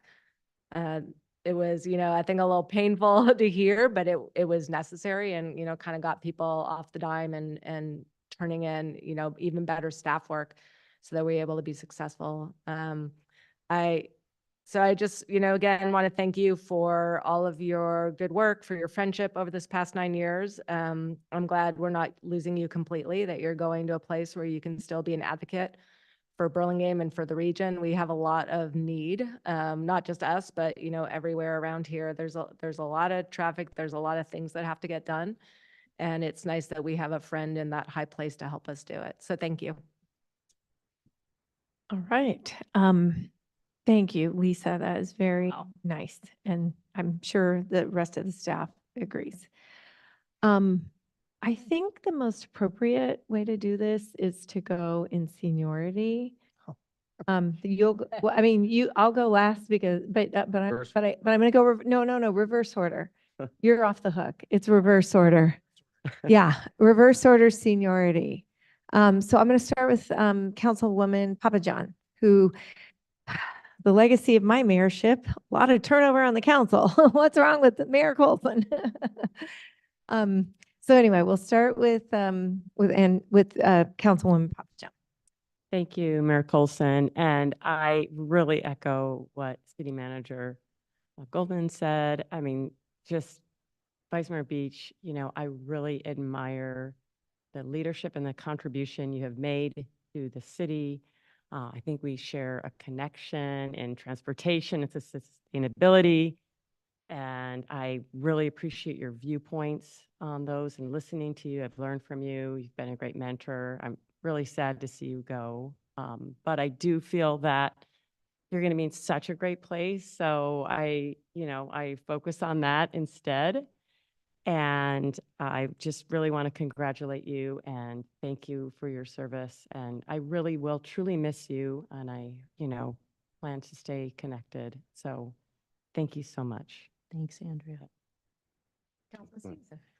Thank you, Madam Mayor. Emily, and I think you heard it from some of the other proclamations, but when I think about you, I think about passion, commitment, you're thoughtful, you're tireless, you're always prepared, and you fight for your position on different policy issues, which I totally respect and admire. And I remember when we sat down for coffee before I was, before the election in 2022, you expressed your love for policy, and I thought, that's interesting. I don't know how to kind of digest that, but what I learned was it's not, for you, it's not just the letter of the policy, not just the words that are chosen, but it's really the spirit of the policy and what that means to our community. And, whether that was in the transit area, whether that's in other things like El Camino Real and stuff, just very impressed. And so thank you for all your contributions. We're going to miss you, but I think we're also very fortunate to have you in the TA and leading that effort. And one thing I'll leave you with is don't stop singing. Okay? If you don't know, Emily is an amazing singer and entertainer. And so keep on doing Mama Palooza. Yeah. I'll be there, Behans in May. Yes, and then we'll take. Thank you, Peter. Oh, every year. That's great. it gets harder to find original things to say, but I hope this at least comes from my heart. That much I can assure you. This day is premature. This day is not meant to be here. It wasn't Emily's choice, except that it was the right thing to do. And so, of course, it's Emily's choice, given the conflicts that were created. And so Emily, and I'm going to use first names just also, at least at this moment, because Emily always does the right thing as she perceives it and as her heart and her own moral compass guide her. And that's one of the reasons you're such a strong policymaker and leader. It does feel premature, and so I'm hoping maybe there's a do-over in the fall, maybe at the handover in December, maybe we get to do a second bite at the apple. But anyway, that said, if it has to be premature, I like the date you picked. She picked July 14th, which is, of course, Best Deal Day. And Best Deal Day was the day that regular people said, enough is enough, no more tyranny. Let's bring democracy and fairness back to this country and make the country great again. And if there's two things that you have stood for really throughout your whole professional life, it is fairness for all, and it's democracy and the protection of this country's values. So too early, but an appropriate date that you picked, I think. We all have great respect for the hard work that you do, that the effort you put in, the interviews you do to make sure you understand every single policy decision before the council on a given evening. And that is going to translate into being a very effective representative for the TA and for all of us who have interests in transit in this county, which is anybody who's thinking. So we're very lucky collectively to have you. I want to personally admire and thank you for your service to our country. It's one thing to love the country. It's another to go serve it in overseas and not always in hospitable areas, which you did. And I appreciate that. And also your service to our schools, which are in many ways the beating heart of Burlingame. So as important as the work you did here was, I would say your work for BCE and in the schools was equally impactful. We work together, as Jen mentioned, on El Camino. It is a transformative project, and it wouldn't have happened without members of the community being willing to stand up and do the homework and take the hit, which we knew would come. But it also doesn't happen without political leaders and staff who are willing to put themselves out there and explain what we all know is going to be a difficult decision, but we also all know is the right decision. And again, that's been a hallmark of your service. I get to save a line because I was going to say where I was going to end was your mayorship during COVID. It was remarkable. You did it on the fly. You had to improvise. Luckily, the city manager caught all of the different important steps and touches. But it was a difficult time for the community, for all of us, for the country. And to have local officials saying, we've got your back, we got this covered, we don't exactly know how it's all going to work, but we're trying our best not to have more people die. Little thing like that, kind of important, trying to just keep people from dying here. But doing it in a way that said, we hear your pain, we're trying our best, and so forth. So it wouldn't be a mayorship that any of us would have chosen to not be in person. It was hard. And, you don't get days like this, right? When Emily was mayor, you don't get days like this where you can look people in the eye and say thank you and appreciate somebody for coming in and talking about disability and so forth. She didn't get those for the most part, those opportunities. So thank you, Emily, for all the work for the city, and look forward to continuing to work in the years ahead. Thank you, Michael. Yeah. That's very nice. So my first introduction to Emily was when she called me when she was the brand new BCE president and sat down to talk a little bit about what we could do to make our schools better. And I appreciated that because I had been in this community for a very long time, like 10 years. She was new. And I was so impressed that someone who had just moved here would step up and take on a big role. In fact, they had asked me to do that role. And I was like, no way, I'm working full time. And then they called back and said, well, we've got this woman, Emily Beach. She's really great. What do you think? And I was like, that sounds amazing. She's got time, she's got capacity, she's got willing inclination, and she really understands and is passionate about our public schools. So I was really delighted you stepped in and took that job. And I was very happy to partner and work with you collaboratively on that. And I have to say, one thing that makes sitting on the city council amenable and makes it possible is when your colleagues are excellent.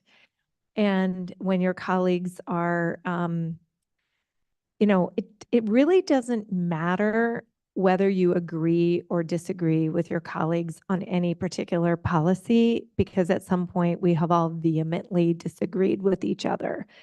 What matters is the decorum and the protocol and the kindness that people show to one another.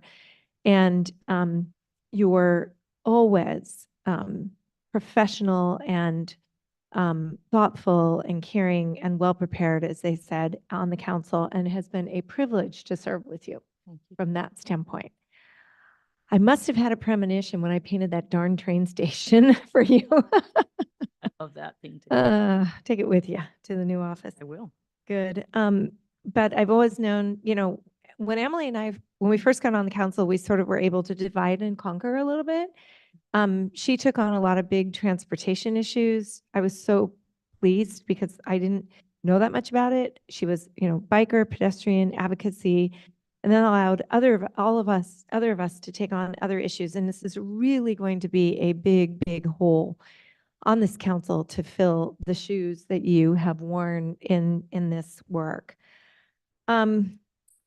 I also want to talk just a moment about the aspiring Emily, which is where I see you in the next 10 to 20 years, which is basically Secretary of Transportation, U.S. government. You have always aspired not just to help Burlingame and local people, that you have stepped up in very important ways to challenge yourself to run for higher office. You have done it fearlessly and with commitment and bravado. It's something I could never, and most of us in the room could never envision doing. And I really appreciate that you have always added your voice to the group of people that are thinking about the county, the state of California, and the nation, if not the world, and appreciated that you have a very high forward and seeking vision. I just hope when you're sworn in, you remember your little peon colleagues back here in Burlingame and that invite us to one of those big future events that I know you will inevitably have. So it's been a pleasure. It's been an honor, and we are grateful for your service. I know we can still all depend on you. You're going to get a lot of phone calls, I think, from all of us. We don't have the Brown Act problem anymore, so we can all chit chat with Emily as we please.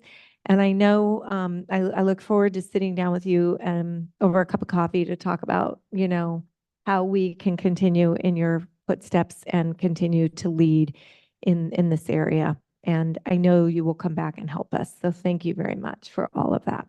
And I'll turn the mic over to you. Thank you, Donna. Thank you, Donna, Michael, Peter, Andrea. Oh my gosh, Lisa, speaking for the staff. Folks who are here tonight, such mixed emotions tonight, right? Because anybody who knows me a little bit knows how much being a member of this team has meant to me over the last decade almost. So this is bittersweet. And I'm also really excited of my next chapter of public service. I had already decided I wasn't running for re-election, so this just opportunity affords me the opportunity to keep going in a real passion area, but I will miss this so much. So I want to thank you for your gracious comments and for the opportunity to indulge me for just a few more minutes, just so I can reflect a little bit publicly on some of the more meaningful that I've been able to be a part of here at Burlingame City Council. One of the things I've loved the most is being a part of this productive team. And when I say team, it's like staff, council. No moss grows on the stone of Burlingame. We do really big things in this city. We're not up here for the title. We're up here to do the work. And what Donna was saying about excellence on this council, we may not always agree, but we really care about moving that peanut forward. I think the secret to a lot of our success as a city is that we had a lot of stability on this council for many years. For 7 years, 5 of us legislated together. So I do want to do a shout out to former Mayor Ann O'Brien Keegren and former council member Ricardo Ortiz and Mayor. We did big things, and I think history might remember us the most as a council that really leaned into housing. We were united, we were bold, we were inclusive, and we did really great public policy. And how is that playing out? 23% population growth, embracing it. A brand new general plan for the first time in 50 or 60 years. It's working. We've had, if you count 2 years prior and what we've got in the pipeline, we've got 2,800 units. And if you do the math on the amount of below market rate, it averages out to about 21% below market rate. And we've got somewhere between 60 and $80 million coming in our piggy bank in commercial impact fees, right? What are commercial linkage fees they're called? That's not even the residential. So we can use and deploy those funds to create more affordable housing, preserve naturally existing affordable. We've really done some important work. We've done great work for sustainability. It's a more sustainable community, and we've done more on climate action than it was 10 years ago. I want to thank leadership of colleagues, Mayor Coulson on PCE. What you've been able to do, that's really moved the needle on our climate action plan. The work you two, Michael Brownrigg and Mayor Coulson, did with sea level rise on a subcommittee, and now your service on One Shoreline. We've done other things, right? Electric reach codes. We pushed the envelope, plastic foodware, banned gas leaf blowers. We've made our community healthier and stronger. And I'm so excited that 2 of our newer council members, Andrea and Peter, both have a lot of passion behind sustainability. So it'll be fun to see where this council goes. It's no secret my passion was transportation infrastructure. One of the reasons I wanted to run for city council was shape the general plan around transit-oriented housing, but also find ways so it could be safer and easier to move around Burlingame without a car. And it feels really good to have made an impact with all of you. When I was mayor, we did approve our bike ped master plan, first one ever in 2020. We're well underway for Vision Zero, which is a policy that prioritizes people, all people. It doesn't matter if you're driving in a car, if you're on a bicycle, or if you're walking. Your safety matters more than the convenience and the speeds of automobiles. And we're going to build the infrastructure and the policy around that. And I think that's really important. 8 years on the Transportation Authority Board of Directors, tens of millions, soon to be hundreds of millions into the city of Burlingame. Staff has done a great job going for grants. And it helps to have a board member sitting on the board of directors. But I mean, everything from planning funds, right, to do our plans, to 80% of that award-winning roundabout, California Drive, North and South, Transportation Authority funds, safety improvements around Burlingame train station. One of the ideas that was given to me by a constituent, you guys remember Charles Volz, 88 years young when he passed away. Talk about a forward-thinking guy on transportation. But he said, Emily, we got to start thinking about autonomous vehicles in this county. And he planted that seed, and through advocacy and getting the votes, Transportation Authority and CCAG are just shy of approving their our first ever countywide autonomous vehicle strategic plan. Thank you, Charles Volz. Broadway grade separation. The TA board is poised to fund up to 50% of that $320 million project. So we're talking $160 million. And I look forward to leading the team responsible for the transit district's federal advocacy efforts in the years ahead, just to ensure the federal government does their fair share to just provide that last 18% local match. I think they can do it. So, and of course, when the time comes, I hope our community and our council in the next few years, we're going to have to talk about reauthorizing that half-cent sales tax that provides all that funding, Measure A. That's a really important thing. And there's going to be a lot on the ballot in the next couple of years, but every Burlingame resident should know what those funds have helped, how they've helped our community. I hope we'll be united in supporting that reauthorization. And last but certainly not least, working with Jen, working with Councilmember Brownrigg on El Camino Real renewal. Wow, once and for all, we're going to have safer sidewalks, safer roadways. It won't be like a third world country anymore. Better drainage, lighting, underground utilities, tall trees that will be replanted to protect and restore the historic grove that is such an essential part of our civic identity. Wow. Shovels will be breaking ground soon, and we need to be ready for that as a community, but it's the right thing to do. Fair wages. I'll tell you, of all the work on city council, one of the things I'm most proud of this council was leading in and helping lead the effort to lead an accelerated minimum wage.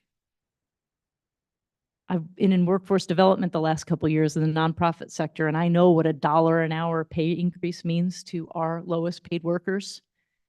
And right now, the state minimum wage in our two closest communities to the north pay $16 an hour. And here in Burlingame, our service workers get $17.03. That equates to $2,142 for one full-time job more annually per year. That is game changing. And many of those workers work more than one minimum wage job. And yes, adults raising children earn minimum wage. And so I think that's really something important we did. I'm sorry my early departure means I'll miss the opportunity to be a part of some really important upcoming decisions we agreed to tackle on future agendas, like what policies we might consider to prevent wage theft on future public works projects. It's a real thing. It's happened in Burlingame, and I'm excited this council is going to tackle that. I also hope when we build our future city hall, we think about our study session back in 2022, and we consider the pros and cons of maybe even entering a project labor agreement to make sure that the people constructing our city hall actually have health care and a retirement benefit. Those are good public works. Finally, thank you, Lisa, for mentioning, well, I'll talk about the pandemic, but one thing I'm really proud that we did as a council, we did something different. We leaned in and embraced diversity, equity, inclusion, and belonging here in City Council in our policies and our priorities. Back in 2017, we did a resolution reaffirming those values. Why was that important? It's not just words on a page. It became a North Star for a lot of work when things got complicated. When we thought about whether or not to do a proclamation celebrating Pride Month for the first time in 2020, that was a big deal back then. Now we do it a lot, but it paved the way to raise the progress flag. That meant something so much to so many members of our community. It was true north when we navigated challenges post George Floyd murder. That was something else that happened. Do you remember when our downtowns and Broadway were boarded up because we were worried about riots, racial riots, and people it was such a confusing time, and I'm proud of how our council responded.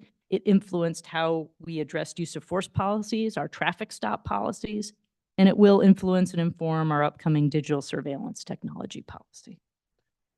That year was like no other, but our community came together, and this council prioritized small businesses and individuals that were struggling. We took $1 million of our general fund. This wasn't money that was passed through that we knew was coming from the federal government. We stood up and said, here's $1 million. We're going to help people who are struggling, local businesses who are struggling, and that included $100,000 in rental assistance. That kept our community intact. We did some really good work together. And as Donna said, doesn't mean we've always agreed or voted the same way, but this job is not just about going along to get along. So for candidates who are thinking about running for office, it's important to take a stand. I think we've all done our best to role model that you can disagree without being disagreeable. I take a lot of pride in the fact that our city council, when we made the front page of the papers, it was because of the work we were doing, not because of petty differences among us. Civility and robust public discourse is so important to our democracy, and it's alive and well, at least in local government. And boy, it's a mess in Washington, right? So God bless our congressman. I thank colleagues for the incredible amount of time and dedication that all of us, but you give and will continue to give to the city, and for the intelligent approach to public policy that we've had together. I want to thank mentors along the way, particularly our world-class staff. All of the staff are amazing in the city of Burlingame, but it takes a leader, and our city manager, Lisa Goldman, is second to none. She's probably the smartest person I've ever worked with, and I don't say that lightly. Those brain cells are working so fast. But even more important, you empower your team and you create a culture of workplace excellence and a place that people like to come because it's fun to be here. And that matters so much. So thank you for your leadership. Oh my gosh, City Attorney Michael Gina, wonderful human, so expert in your field. Scott Spansel, former City Attorney Kathleen Kane, amazing people. And I've loved all the staff, but Syed Martuza, my Public Works Director, soulmate of infrastructure. I've learned so much. So I also would be remiss if I didn't mention Assistant City Clerks Seymour and Vincent and City Manager Assistant Kiki Goldman. Very wonderful staff. Michael Brownrigg, I want to thank you in particular for encouraging me to run in 2015, for mentoring and supporting me in the campaign. That was invaluable to have you in my corner. I appreciate it so much, and I have paid it forward for others and will continue to do the same. I see some friends who helped me in those campaigns. Jeff Launder, who walked more houses and knocked more doors than I could ever imagine. Diane Russell, my former campaign manager. Of course, Linda Wolin, just amazing friends.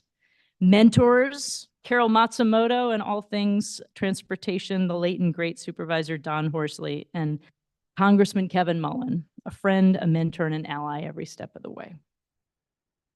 All right, I'm going to wrap things up, but here's what I hope.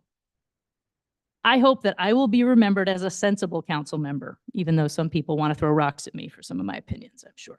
But someone who was sensible, who took principled votes, who cared about fairness, who felt compassion for people on the margins,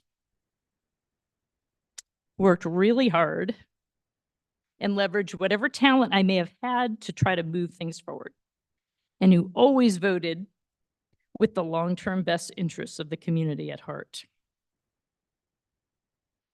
In the twilight of her career, one of our greatest public servants, Justice Ruth Bader Ginsburg, spoke at Stanford, and she said something amazing on how to live a meaningful life. She said, if you want to be a true professional, you will do something outside yourself, something to repair tears in your community, something to make life a little better for people less fortunate than you.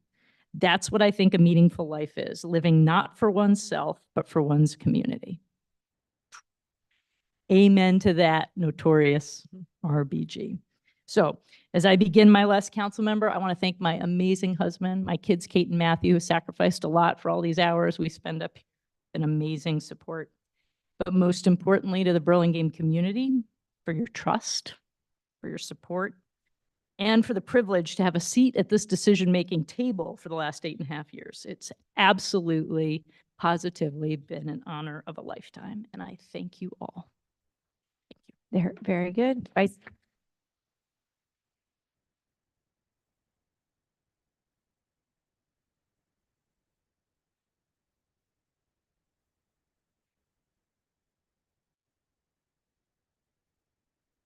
You're stuck for a few more hours. So. Yep. Thank you. Thank you very much. And yes, this was kind of a rushed situation. And to Councilman Brownrigg's point, I think there will be time to celebrate a few of our amazing leaders, including Supervisor Pine and some other people. And we'll probably figure out a way to creatively think about that. So it's not over yet, Vice Mayor. You're still on the hook. We got a big meeting. Let's get going. Let's get going. All right. So the next item on the agenda, believe it or not, 1 hour into the meeting. Oh yeah, let's take a big picture with all of our proclamations. And the good news is we all wore red, white, and blue, so everything's coordinated. Thank you for getting a picture. I love hugs.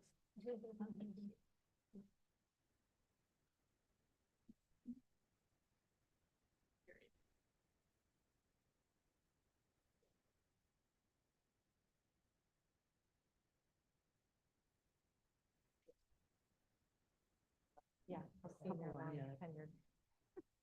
All right. Or wait, no, you're right here. Get over here. Okay, let's mix it up a little.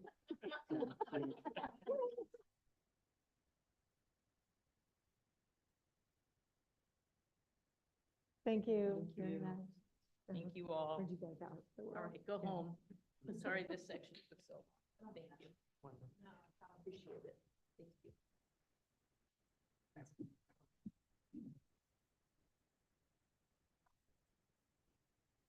All right, ladies and gentlemen, we're off to our next, and we will all try to be pithy as possible. So we're not here till midnight, our poor staff. All right, I'm going to open this up right now for public comments. Any items that are not on the agenda may be brought forth at this moment. If there's something on the agenda, you can wait till that item. Madam City Clerk, do we have any items not on? Do we have it? Okay, come on up, please. Thank you. Poor guy waiting for public comment. Yeah, And- sorry. Thank you, Mayor and City Council. My name is Jerry Peel. Been a 28-year resident here in Burlingame, raised 2 great kids and 3 adorable, energetic Labradors, if that's any hint where I'm going with this proposal. But anyway, reason I'm here is, you know, I delivered a proposal, gave it to Monica, and Margaret already has this, is just to extend our off-leash privileges at Washington Park when the field is not in use. So I know from June, July, and August, understand the rec camps are there, so the concern with kids being there, poop on the field and all that. So through some other community-minded, I've kind of, since I recently retired, kind of got a little foster community of responsible dog owners to really advocate for a safe and enjoyable off-leash area for our pets in our local areas, so we don't have to jump in our cars and drive to different areas around the park. So since we've done that, you know, we've got over 30 people in the proposal I've left, and I can copy as well to you, but Sandra Pan, we've created a website, so we've got providing information to all the dog owners around about where to go, whether it's Cuernavaca under construction or Ray Park and different issues. So during Washington, though, there's a lot of local members right in Burlingame-Bulls and Lion Hoke that would love to be able to use the park when there's not kids on the field or when other activities are not there. So that's the goal. We've got like I said, our website, and there's a volunteer sign up. I've got over probably 30 to 40 people now. And in the proposal, and I know the concerns are to remove the dogs off the field before the kids get there and then clean up the poop. So I've got 2 dedicated people signed up for, I did this in advance for July and August, not really knowing the city ordinance procedures to get something like this changed, but 2 people per day to actually clear the field by 8:30 or whatever time Margaret and the Parks Department says would be appropriate. But there's literally not a lot of people there in the mornings before 8:30. So if we could have access to that, have 2 dedicated people there, you know, per day, and actually have everybody off the field by 8:30, and those 2 people will be responsible for that. And then just police the field, you know, walk the field, make sure there's no doggy leftovers on the field and do all that. And it kind of alleviates, I've talked to Ray and other gentlemen who worked at the parks, and they do that anyway. So this will kind of alleviate their work. You know, we've got volunteers, dedicated folks that'll do that for Ray. So I know it is on the agenda, I believe, for the July 17th meeting for the Parks and Recs, and I believe the Dog Commission. So I just wanted to bring it to your attention and hopefully get it on the agenda here, because I understand it's an ordinance and might have to get voted on by your folks. No, that's okay. Yeah, great. And, you know, people like walking to their local neighborhood park rather than driving elsewhere, as I mentioned. So it's, we've been here 30 years, and we've had access to it on and off over the years, you know, depending on who the baseball coach was and, you know, whether he liked dogs or not. It's been up and down. So, Thank you. Yeah. Okay. So as you know, we cannot respond on the dais, but I do appreciate your suggestion, Mr. Peel, that you have some documentation that you'll forward to the city clerk, and then she can forward it to us. Yes. Especially to the 2 people who are on the dog park task force. That would be very appreciated. Great. Thank you. Right. Okay. Thank you. And thank you for staying tonight and for your advocacy. All right. We will move on to our consent calendar. Does anyone have anything they would like to remove from the consent calendar? No? Are there any members of the public who would like to remove anything from the consent calendar? All right, seeing none. May I please have a motion to approve the consent calendar?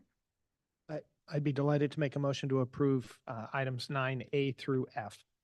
All right, do we have a second? Second. Okay, we have a motion by Councilman Brownrigg and a second by Councilman Stevenson. Madam City Clerk, may we have a roll call vote, please?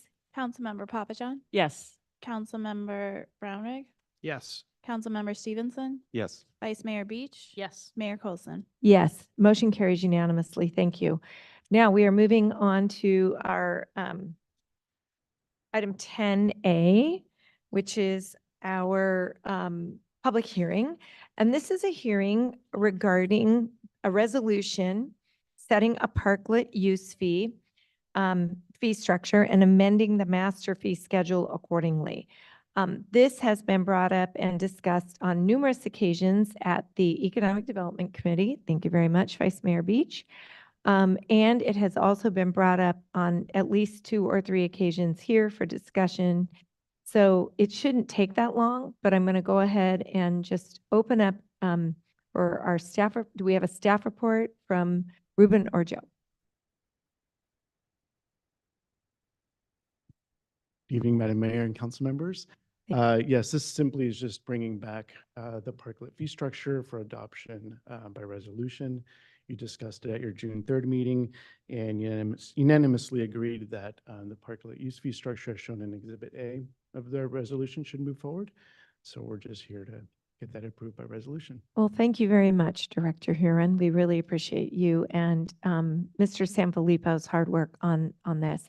I'm going to go ahead and open it up to colleagues if anyone has any comments. I'll just make one. Yeah, please. I just wanted to reiterate, I've been at some conversations with council the last couple days, and there were a couple questions about parklets and, you know, why are we limiting the storefront, and, you know, maybe it's going to hurt some businesses.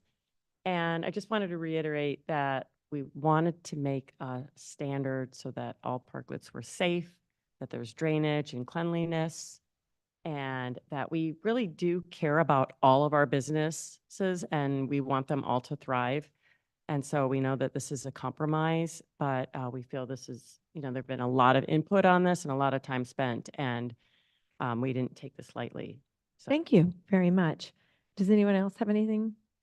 The only other comment I'll make is just to remind the public that the fee structure actually now will be lower than it had been based on removing 3 of the, by getting a standardized structure put in place and approved, we can eliminate 3 of the cost expenditures of having to have our staff come out and review and look at these, make sure there's not a nail sticking up or ADA issue, et cetera. So I think that overall the fees are going to be reduced.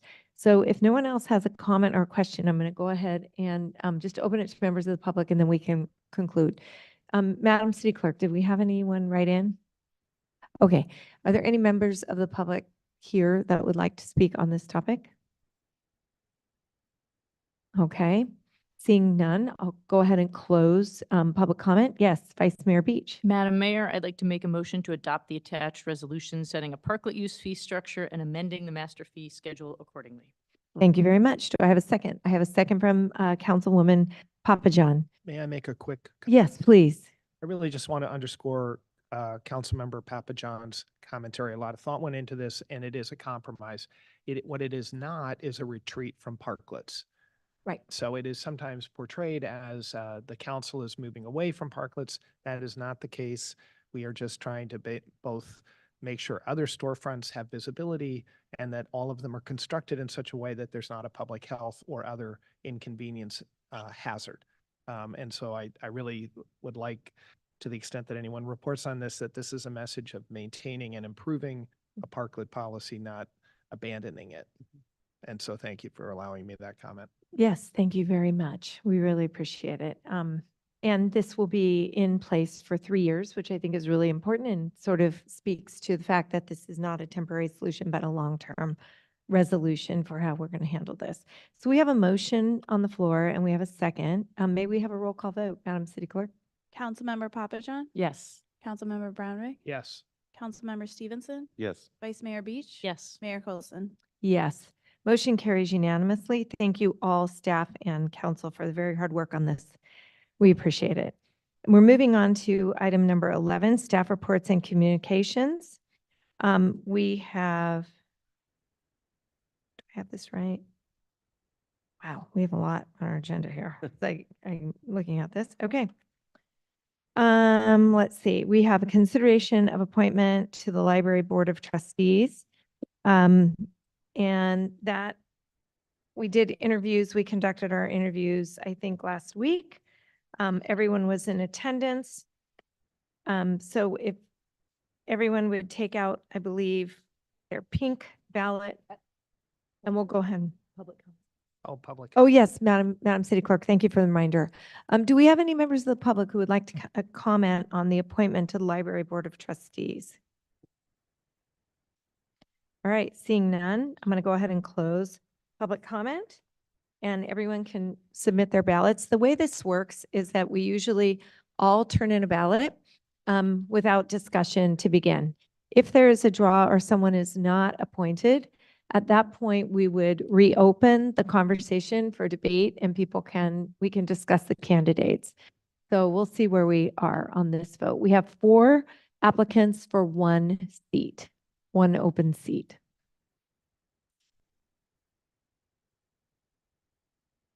Councilmember Papajohn, Councilmember Papajohn, Sid.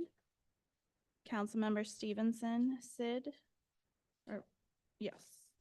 Councilmember Brownrigg, Sid. Vice Mayor Beach, Ann. And Mayor Coulson, Ann. So with the 3-2 vote, it will be Sid. Okay, thank you very much. Appreciate that. The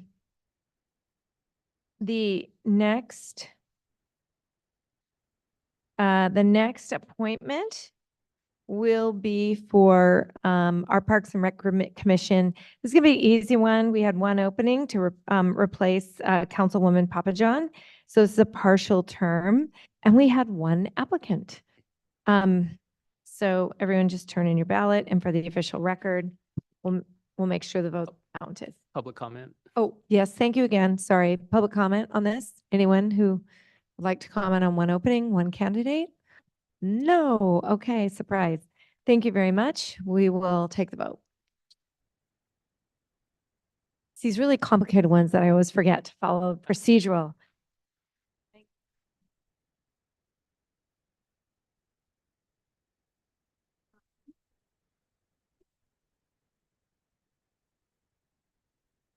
So it looks like we have a unanimous vote from all of our council members of Teresa. May I make a comment on this nomination just as well? Is it appropriate or not? No. Well, you can for sure if you want. I mean, the single person or the? Yeah. Oh, okay. Yeah. Coming from the Parks and Rec Commission, I just, feel that Teresa Curtis was our applicant, and she is just going to be such a great contribution. When I read her resume and when we interviewed her, she just has great leadership and relationship development skills through her work, and she's really involved in the school community. She's a parent representative for the 3x3x3 team. So I'm just really thrilled that, she stood up, and sometimes you think, oh, there's one person and they got it, but I just think she's going to be a really great contribution, and I just wanted to thank her for stepping up as well. Great. Thank you very much. Okay. There's no other comments. I'm going to go ahead and close this item. All right. The next item is C, discussion of a residential impact fee study. This is going to be led by, again, our interim community development director, Ruben Huron, and our economic development and housing specialist, Joe Sanfilippo. So back to you. Yes. Good evening again, Madam Mayor, council members. This evening, we're asking that the City Council discuss the residential impact fee study prepared by Seifel Consulting and provide direction on whether the residential impact fees or on-site alternatives should be adjusted based on the analysis. So residential impact fees are used to support and build new homes for low-income residents. The fees are charged to developers for new residential projects, and then those fees can be used for land purchases, construction costs, or site rehabilitation related to workforce housing. Residential impact fees were first established in 2019 in Burlingame after lots of study. And in September of 2022, staff engaged Seifel Consulting to perform a review of the city's residential impact fee program due to lots of interest for multifamily developers. And that was based on the work that we've all done on the general plan update in 2019 and also the zoning code update in 2021. You can see that's reflected in a lot of construction going on, especially in the north end of Burlingame. The review studied the feasibility of adjusting the existing fee and providing the on-site alternative. So before I transition and turn it over to Libby Seifel, who will make a presentation, I also wanted to note that we have Joseph Sanfilippo here, our housing specialist, and former CD director Kevin Gardner graciously accepted being available today via Zoom in case he's able to chime in or answer. I'll turn it over to Libby.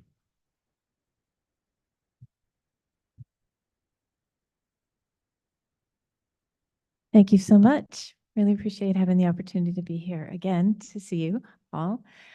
So if you could go to the next slide, please. And forgive me, I do have some notes so I can hopefully speed up my presentation. So tonight, first of all, I want to thank and acknowledge so much the Burlingame City Council Ad Hoc Committee who spent time throughout this process with me, as well as city staff and former city staff, including Kevin Gardner, who is on Zoom, for their guidance and support of the housing fee study, which we just couldn't have done this without all of their support. And as Ruben just indicated, it is an update to the prior financial analysis that we performed for the city in 2018 that was a precursor to the adoption of the fee in 2019. As Ruben indicated, we are going to review the city's current housing fee program and the key findings and recommendations based on a comprehensive financial analysis of the fee program. And as we'll talk about, we did lots and lots of financial scenarios. So I'm particularly appreciative of staff in the ad hoc committee for going through so many numbers so many times. Because we looked at a broad range of housing types and a lot of different scenarios, because there were a lot of questions from council members and from community members through the housing element process of how could the city really provide more affordable housing and deeper affordability. So next slide. So the city's housing element goals guided the discussion. This is one of the slides that was presented to the community as part of the housing element process. And some of the city's housing goals include meeting the housing needs of Burlingame residents and its workforce, as was talked about by Councilmember Beach, and encouraging the production of housing to meet the city's regional housing needs allocation, which is very important, as it's fondly called, the RHNA. Next slide, please. The city's current housing fee program was adopted in 2019. It was adopted based on the 2015 Nexus study. That's the technical study that contains the technical analysis that forms the basis for the fee levels by doing this Nexus study, and the accompanying financial analysis that was performed both as part of the Nexus study and as part of the work we did led the City Council to adopt housing fee levels in 2019 that were lower than the allowable 2015 Nexus amount, and that was because of feasibility concerns of the impact of fees on the production of housing. The housing fee levels were also set to be lower for projects with higher labor rates, as shown in the attached table, or the table that you can see there. And the housing fee levels have remained the same since 2019. Typical best practices for housing fees or any kind of fees to be updated on an annual basis. So that was also one of the pieces of the study that we looked at. And developers are required to pay the housing fee on projects of a specific size unless they provide affordable housing units on site. So specifically for sale projects, the fee applies to 7 units or larger, and for apartment projects, it applies to 11 units or larger. Next slide, please. There were several questions that we were trying to address in this study. First, and in some ways foremost, was how have housing economic conditions changed since 2018, and how does this really affect the development of housing? And as I said, since the housing fee has not changed since 2019, how much should it increase? And especially given that the city wants to encourage the provision of housing on site versus the payment of fee, because that actually can produce the housing faster, is the payment of the housing fee more or less feasible for a developer to undertake compared to providing affordable housing units on site? And then, very importantly, could the city increase the 10% on-site affordable housing alternative or change the target income level of affordable units from the city's current policy? For example, reduce the target income level to very low income, affordable at 50% AMI. And then what are the effects of using or not using state density bonus law on feasibility? Oh, I'm really sorry. Next slide, please. The housing analysis was done in several stages, as illustrated in this kind of dense slide, so I apologize for that. First, we reviewed the city's housing element goals and the existing housing fee program. We developed a set of typical housing product types, meaning 3 apartment types, 1 condo type, and 1 single-family attached or townhome type. We analyzed how developers' use of density bonus law, or as I might abbreviate DBL, could affect these projects. We compiled and analyzed a lot of financial data regarding housing conditions, housing revenues, meaning rents or sales prices, costs like construction costs, and underwriting criteria that lenders and investors would use to make a decision about whether or not to fund housing. We analyzed the financial performance of each typical housing project under a variety of scenarios. We reviewed the initial findings with city staff, the ad hoc committee, and developer stakeholders. And based on their collective input and a lot of refinement over the course of over a year, we refined the analysis several times and developed policy recommendations in collaboration with city staff and the ad hoc committee.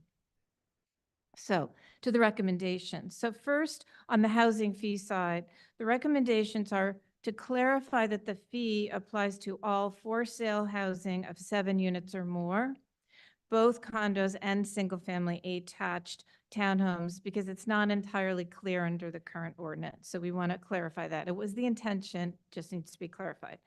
To increase the housing fee from current 2019 levels, the recommendation is to increase it 15% from 2019 levels starting in this fiscal year, 24-25, at 15% for apartments and condos and 30% for single-family attached and townhomes.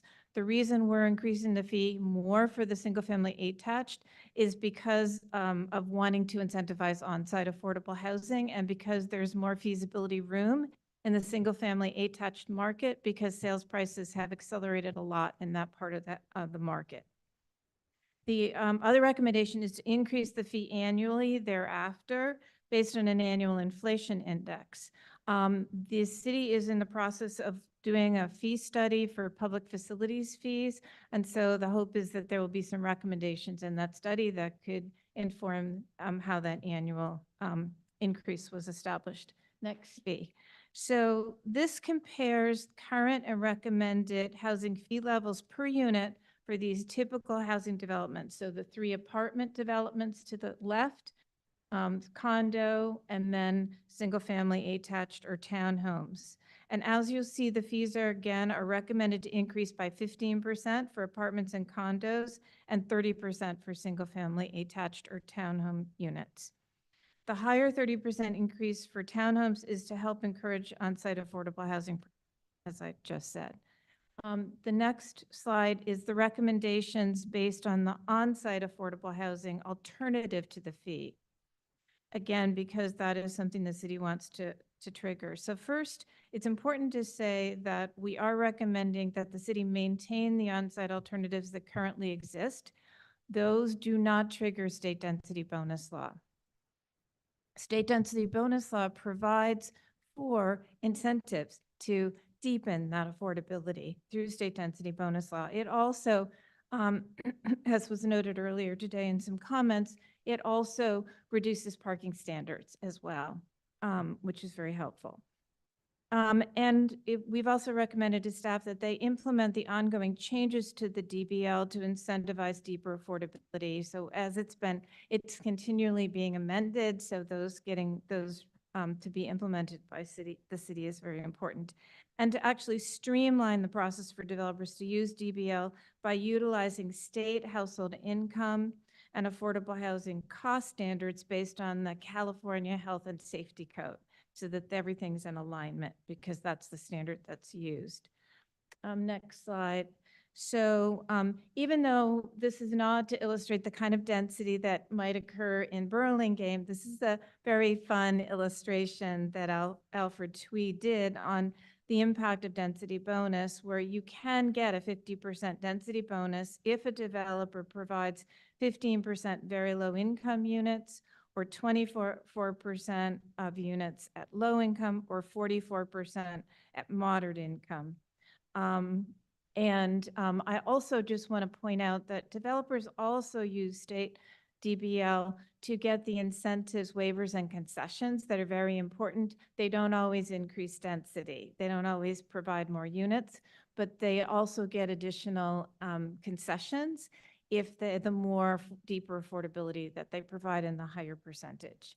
So now to the next slide, which is just to say we're going to talk about the summary of key findings. So if you go to the next slide, we could spend all night just talking about the uncertain economic climate for housing and maybe everything else in the world these days. As you know, when was talked about with COVID, COVID had a big effect, a very disruptive effect on our economy, and also the investments that we needed to make to take care of a lot of people in our communities also most probably contributed to inflation, along with the fact that supply chains were so disrupted. So we've had very, very rapid increases in housing costs, including construction costs, which have increased rapidly. We hope that that's starting to dampen, but they've been 5 to 10% per year since 2019. Soft costs typically increase in relationship to construction costs and interest rates. We've also seen a very rapid rise in interest rates, and it doesn't look like the Fed is going to necessarily reduce interest rates significantly this year, and we're not sure how long that will take before there will be reduction. So higher interest rates lead to higher investment return yields that public pension funds and other insurance companies demand of housing.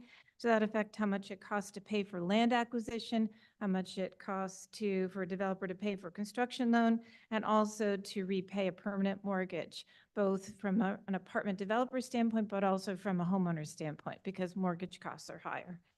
And the higher investment return thresholds make it more difficult for developers to obtain equity funding, which is critical.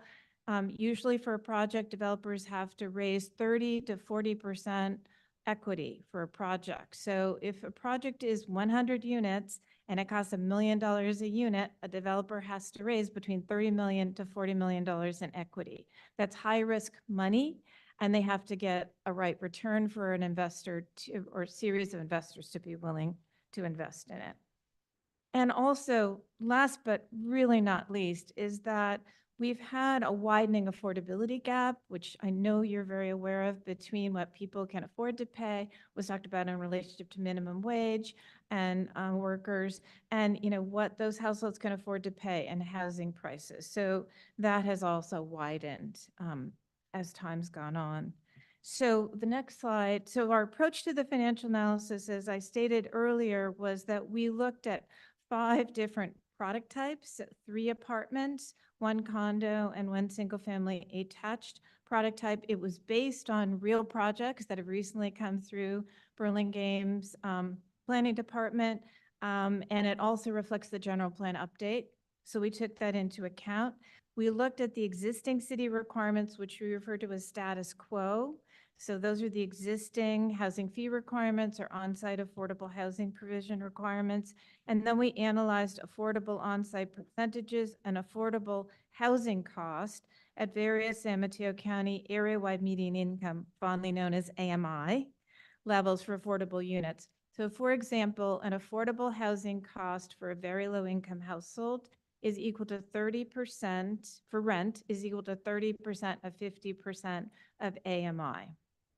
And so we use those affordable housing cost standards to analyze various components of on-site affordable housing. And also we analyzed whether or not we kept the fees at status quo, meaning no increase, 15% increase, and 30% increase. The reasoning for the 15% increase was that was close to about 5 years of inflation until we had the ramp kind of really, really high inflation. And meaning like consumer price inflation. And the 30% really reflected construction cost inflation, which has been much higher in the Bay Area. So the next slide just illustrates the affordable on-site scenarios that were analyzed without and with the density bonus. And it just shows like state density bonus law and how it applies to projects that get a 35% density bonus. The current requirement of 10% at moderate income does not trigger an density bonus, but if you provided 10% of units at very low income, you would get a 32.5% density bonus. We analyzed the feasibility without and with the use of state density bonus, and we tested alternative scenarios as is described in the accompanying report. If you go to the next slide, this just illustrates the rental on-site alternatives. So the status quo is way to the left, and then it compares the density bonus scenarios for rental. And if you go to the next slide, there's for sale on-site alternatives for the condo. We only studied density bonus for the condo because practically speaking, a single-family attached developer is unlikely to be able to use state density bonus law. So the next slide, the summary of the feasibility findings indicated that unfortunately right now, given the high construction costs, high interest rates, and the fact that while rents have increased, it hasn't increased enough compared to the return thresholds to have rental scenarios be feasible. However, with density bonus, they are more feasible. And on the for sale side, more of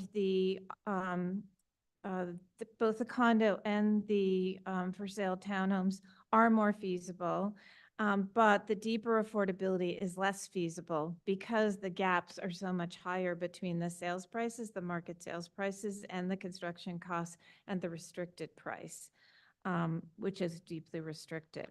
So if you go to the last slide, so in summary, what we were trying to understand, and this is just an illustration that compares the feasibility results for each of the product types and a 15% increase in housing fees. So this is to say, okay, if a developer were to pay a housing fee at a 15% increase, or they were to build on site, is it more or less feasible for them? And that's what this comparison does. And the goal here, again, is to say, okay, generally, is the policy that the city council is considering, is it about the same, or is it more feasible for a developer to do on-site as opposed to paying the fee, since that's the goal? So in summary, the recommendations are targeted towards that. As I said, the 30% fee increase recommendation for single-family attached townhomes is because those product types were found to be more feasible. There was more room for the housing fee to go up. Plus, when you compared the on-site provision to the fee, it was more advantageous for them to pay the fee. So we wanted to make it less advantageous for them to pay the fee. So I know I went through that really fast, but No problem. time. No problem. Thank you very much, Ms. Seville. That's really good. So some of us have had a couple of times to digest this in a little bit of term. So I'm going to open it up for questions to colleagues who might be seeing this for the first presentation for the first time. Anyone? Questions? Yes. Madam Yes, Chair. please. Could you review slide 17, the last one more time about the facility? and 30% would make it feasible. Could you just go over that last slide again for me? Yes, and I'm Feel like sorry, I know really good nuggets in there, and I just want to make sure I'm Yeah. getting it. Thank you. So, so this slide summarizes a comparison between 10% on-site and 15% increase in housing fees for all the product types, just to make sure that it was all the same. So basically what it's showing is that without the density bonus units and with the density bonus units for apartments and condos, it's more or same as feasible for on-site provision of housing compared to the fee. In the case of single family, it is less feasible for them to pay a fee at a 15% increase. So that's why you need the 30%. That's why we went to the 30%. Got it. It's still a little bit more advantageous for them to pay the fee, but it's a lot less advantageous for them to pay the fee. And it's much closer. All right. And those are the two types. Is that what I feel like there were three types, but maybe the apartments, condos, and the single family. Yes. Yes. So 3 types of apartments. Right. Okay. And condo and single family attached townhome. Great. Thank you. Yes, Vice Mayor. Thank you. I'm always so impressed with the analysis and the subcommittee for working with CFO and the thoroughness with which you approach this. It really is helpful. Of course, you're this pro and we're trying to catch up with you, but, I'm interested about asking you a little bit about non-density bonus units and how we could possibly inspire deeper levels of affordability. And there were parts of the slide presentation that was more part of our packet that even had additional deep dive that showed there's a lot of cost with parking requirements. And is there a way on the non-density bonus, could that be a lever to help create deeper levels of affordability, or is that still just not enough to move the needle on deeper levels of affordability without density bonus? Is that making sense? Yes. Okay. So first 2 things I want to say about that. One is because you can't, as a city, because of legal restrictions, you can't actually adopt an inclusionary housing program. You have a housing fee program. Right. And you want to incentivize on-site production, right? The purpose of this analysis is comparative in a lot of ways. It is to make sure that you're not passing fees that are, going to be too high or that are reasonable, but it's also a comparative analysis. So it's just really important to say that up front. So it is very important for developers to be able to have reduced parking requirements, and that's something that the state of California is recognizing with a lot of legislation. That's primarily focused around density bonus law, but is not exclusively focused around. Also within like a half mile, right? Right, half mile of good quality transit. There's different terms, but usually, means that regular transit coming on a regular basis within a half mile, which you have quite a bit through Burlingame. So there's already state law that is saying local jurisdictions can't require minimum parking standards for locations that are close to transit, basically, or within state density bonus law, there are restrictions to say that there's some exceptions, but they're very limited exceptions, what I just said. And then also in state density bonus law, it basically says if a developer provides 11% very low income units or higher, or a set of standards for low and moderate, but they're higher percentages, they can take advantage of state density bonus law, which basically says no minimum higher than 0.5 parking spaces per unit. So that's already provided. On the other side of that, the countervailing side, though, is that developers have to go get money from, lenders and from investors. And so they have to convince those lenders and investors that in a suburban location like Burlingame, where there's a lot of families and people that do like to use cars, that they will be willing to invest in a very reduced parking scenario. And so we also looked at what were the developers actually delivering in terms of parking. And so we looked very carefully at that. And we did analyze, to your point, we did analyze reductions in parking. in part to see how that would flex. Yeah. The challenge and opportunity is that depending on the mix of units, it's hard for them to reduce parking a lot below 0.5. Usually for most projects, it's going to be 0.75 and above for apartment. And for single family attached and condo, it's very difficult typically in this marketplace, particularly in a suburban marketplace, to have less than one parking space per unit for a condo. And usually it's 1.5 to 2 for single family attached. It's just the marketplace of who's buying the units. So it's not to say it can't be important and encouraged, but that's the reality. So all of that wrapped together, I don't think the study findings would change too much if we lower the parking, because we did test it in a lot of different ways. And the other thing we did when we were doing the analysis is we tried really hard to avoid going underground. So when we were doing like our testing, we tried to get as much of the parking as we could above ground instead of below ground, because it's so much more expensive, right? So that was the other thing we did. I know there is one apartment development that has underground parking, but on the whole, you've had less developments to be underground. You have big water table issues really close to here, so that's a big issue. So it was part of your analysis. Correct. Yeah, we did look at it. Thank you. Just going in on that, it's not to say a developer didn't, if they were in that zone, they could build with no units. It's just they can't get a loan for the project. It won't pencil. Yeah. Is the issue. Yeah, it's so interesting because you'd think are there trends in younger people, not having cars and driving less, but how does this look in the future? Is it Yeah, really so- current market? They're looking it's right now. It's tricky. I mean, so even you may have experienced this in some of your families that, there's more pairing up or doubling up in units, like a 2-bedroom might be occupied by 2 different households, right? So, one of them may have a car. There are more car share options, so that's a good thing. But even in San Francisco, we have some projects that are no parking, but even in San Francisco, where I do a lot of work and happen to live, there are still a lot of projects that are coming on with some level of parking. Not necessarily a high amount of parking, but some level of parking, just because there's families or there's households that are commuting to the South Bay or wherever. Okay. Next question. Yes, Vice Mayor. One more.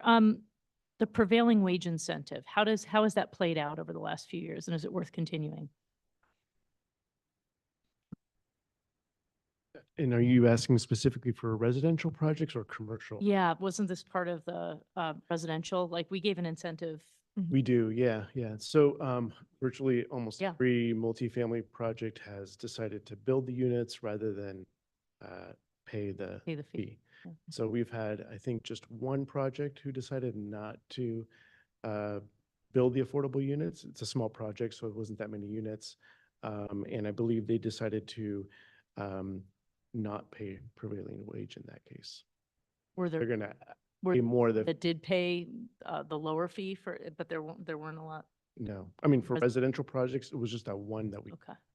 Now, on the commercial side, we're getting a lot of commercial impact fees on that, and most of those are all prevailing wage. Yeah. Good. That makes sense. So they pay the lower fee. To some degree on that, I think Councilman Brownrigg and I when we looked into this and talked about it, to some degree, they're kind of getting a freebie a little bit because they're going to use this anyway, almost always, because of the nature of building commercial projects. It's almost always going to be not just prevailing wage, but most of it will be union labor. So, we could think about that in the future. And maybe one of the options is like, if you put a project labor agreement on your project, then we'll give you the raise, not just pay prevailing wage, like something that's actually a little more meaningful. Yeah, because if it were like guaranteed with the Right. union labor, then it would really protect the workers. Yeah, I like that idea. That's something to explore. Yeah. We do have a standard area wage agreement that we do enter into with the projects that pay prevailing wage. But we could look at that down the road when we look at, I don't think the residential side is that impacted, but I think the commercial side, I think that's a way we could say, all right, this is a real standard to put a PLA on. And therefore, if you do that, we will give you a discount. You will get a discount. So future discussion. Other colleagues who have questions? Everybody okay? All right, I'm going to open this up to members of the public who have comments or questions. Megan, anyone online? Okay. All right. No members of the public with comments or questions. Does anyone have like a concluding remark or some way they'd like, yes, please, Councilman Brownrigg, I think especially is. Thank you, Madam Mayor, and I appreciate colleagues. It was extremely complex to go through this on the ad hoc, so I have a great deal of respect for you following just like 45 minutes. A couple of quick comments. One, in very much the same way we did the general plan, I think this council did not mean for a general plan to sit on the shelf. We meant for it to actually make a difference. And so I want to reassure colleagues that as we looked at the fees, we wanted to make sure we had a preference for incenting construction rather than write me a check. But we also were very mindful that we didn't want to raise fees so much that we would discourage production at all. And I think we've struck that balance. I think we feel that these are reasonable. And although there isn't a slide, if you look at the amount of the fee impact on the total cost per unit, it is still a relatively small amount of that cost per unit. So I feel like I can vote for this in good faith and not believe I'm indirectly inhibiting construction of housing. I think there are other issues that are much more important to the developers and Ms. Seifel related some of them. So I wanted to assure colleagues of that. I do recall an op-ed that the mayor and I wrote a year ago or so talking about ways the state could incent land sales, which is a huge part of the cost of construction. And I still think some of those ideas are worth exploring, but those require the state. And I'll finish with this, which is, well, two things. One, a reminder to all of us that when we ran the community outreach for how to use the housing funding, so the housing opportunities, priorities, and education, where we asked our residents, what should we do with this money? There was not a great deal of agreement on what exactly to do. There was universal agreement to put the damn money to work. And so I remind all of us that that was the guidance we got. If you've got money, put it to work, help people out. So that's a little bit of a spur to all of us to make sure we don't. Yeah, all I was going to say on that is I believe City Attorney Gina is looking into the legal by which we can, actually deploy these funds. And that's it's not the council holding up or. No, I didn't mean to imply that. Yeah. It is an opportunity and we should, and what our community said is take it, basically. Yep. And then the last thing I just want to leave with, a couple of very interesting articles in the Mercury over the last week. One was declining school populations across the Bay Area, and San Mateo County is looking at losing 10% of its school population. School districts like San Francisco, Oakland, and San Jose are going to wind up closing schools. Okay. Our school population is constant to growing slightly, and that's because we've leaned into housing. The other interesting article, I'm happy to circulate them, is the amount of people that are moving out of the Bay Area. Okay. The popular story is very often it's the rich people who are moving out for taxes. They are a small percentage. The real number of people who are moving out are being pushed out by high housing costs. And so my last little soapbox moment is there will be people who say, oh, the population's declining, we don't have to keep building housing. That's exactly the wrong policy conclusion to draw. We need to build more housing so there's more affordable places, more places for young families to start and get on the ladder. And that's what we're doing. And I'm proud of that. Thank you. I was just looking, speaking of the Mercury news articles, about the one that stratified by city in San Mateo County, the number of units of permits pulled last year. proud to say that Burlingame stood at the top with 839 units. We exceeded units in Redwood City, a town 3 times the size of us, 4 times the size of us, South San Francisco, and I think, in fact, in the whole Bay Area, only, I think Oakland revised their numbers and were slightly ahead of ours, 450,000 people compared to our 30. And they were at like maybe 900 units and we were at 839. So I'm just so proud of our city because it's one thing to zone it and to permit it. It's another thing to do it in a way that makes economic sense for builders to come in and actually build. And I think that's what we heard loud and clear from the developers was Burlingame was a good and reasonable place to build. And to bring the community along with us. Yeah, right, exactly. Because I just had a couple of sort of things, teasers I'm just going to throw out, but also we'll wrap it up here. But I think we've had a recommendation in there that these units are affordable for 55 years. And I'm curious if anybody would entertain the notion of making them permanently affordable. I'd be very interested. Is that anything we should consider from the experts in the room about what that would mean? Because I think that sounds like a great idea. I mean, the buildings at 55 years probably get renovated. There's lots of financing and refinancing and things like that. But I do like the notion, 55 is almost permanent, but I would like the note to ask the idea because I just don't want to leave a legacy to a bunch of people where 1,000 units of housing are coming off of affordability and we lose them. Just unintended consequences. No, I'm supposed to be the expert on this, but it's a really hard policy call. I just got to be honest. The reason for the 55 years is just what you were saying, which is just because there's a certain life of a building and it really needs a major overhaul and a major investment. And so the challenge again becomes the private markets and how you get financing.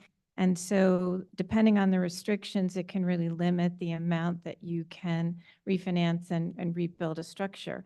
That said, it's really important to maintain affordability for as long as possible. The other, so I'm just going to stick with apartments and then I want to talk about home ownership. So on the apartment side, an apartment developer builds the units, then they sell basically, typically the building to some investment company and a landlord that takes it over and then runs it, who then refinances it. So each time that they go to refinance it, as it gets longer and longer, unless they're really reinvesting along the way, at some point there can be a problem at the end. If it's just got a small amount of affordable units, it's not putting too much of a drag on the income, there may be no issue at all. But it becomes an issue, can become an issue over time to refinance, get enough money to be able to support the mortgage and to rehabilitate the unit.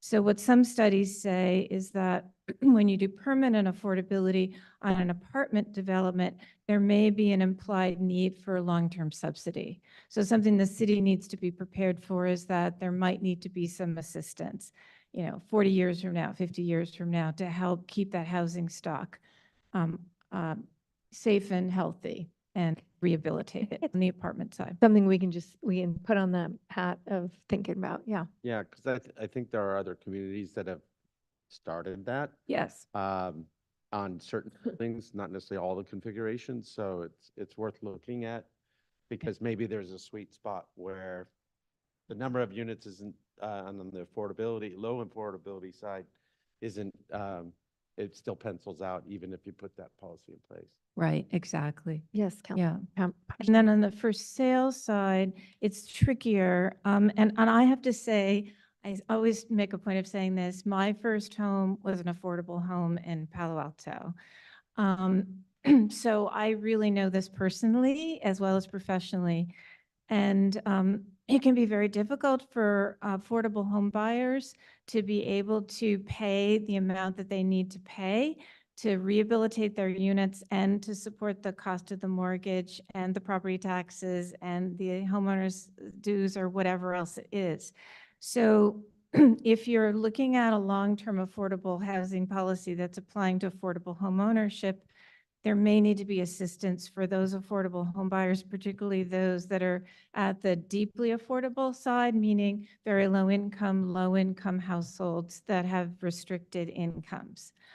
So that's something you should also really consider. That is more of an assistance to a homeowner rather than assistance to Developer. That's interesting. I mean, I think it's something to think about as we look at our fees and how we're going to spend them. Yes, please. Mayor. Yes.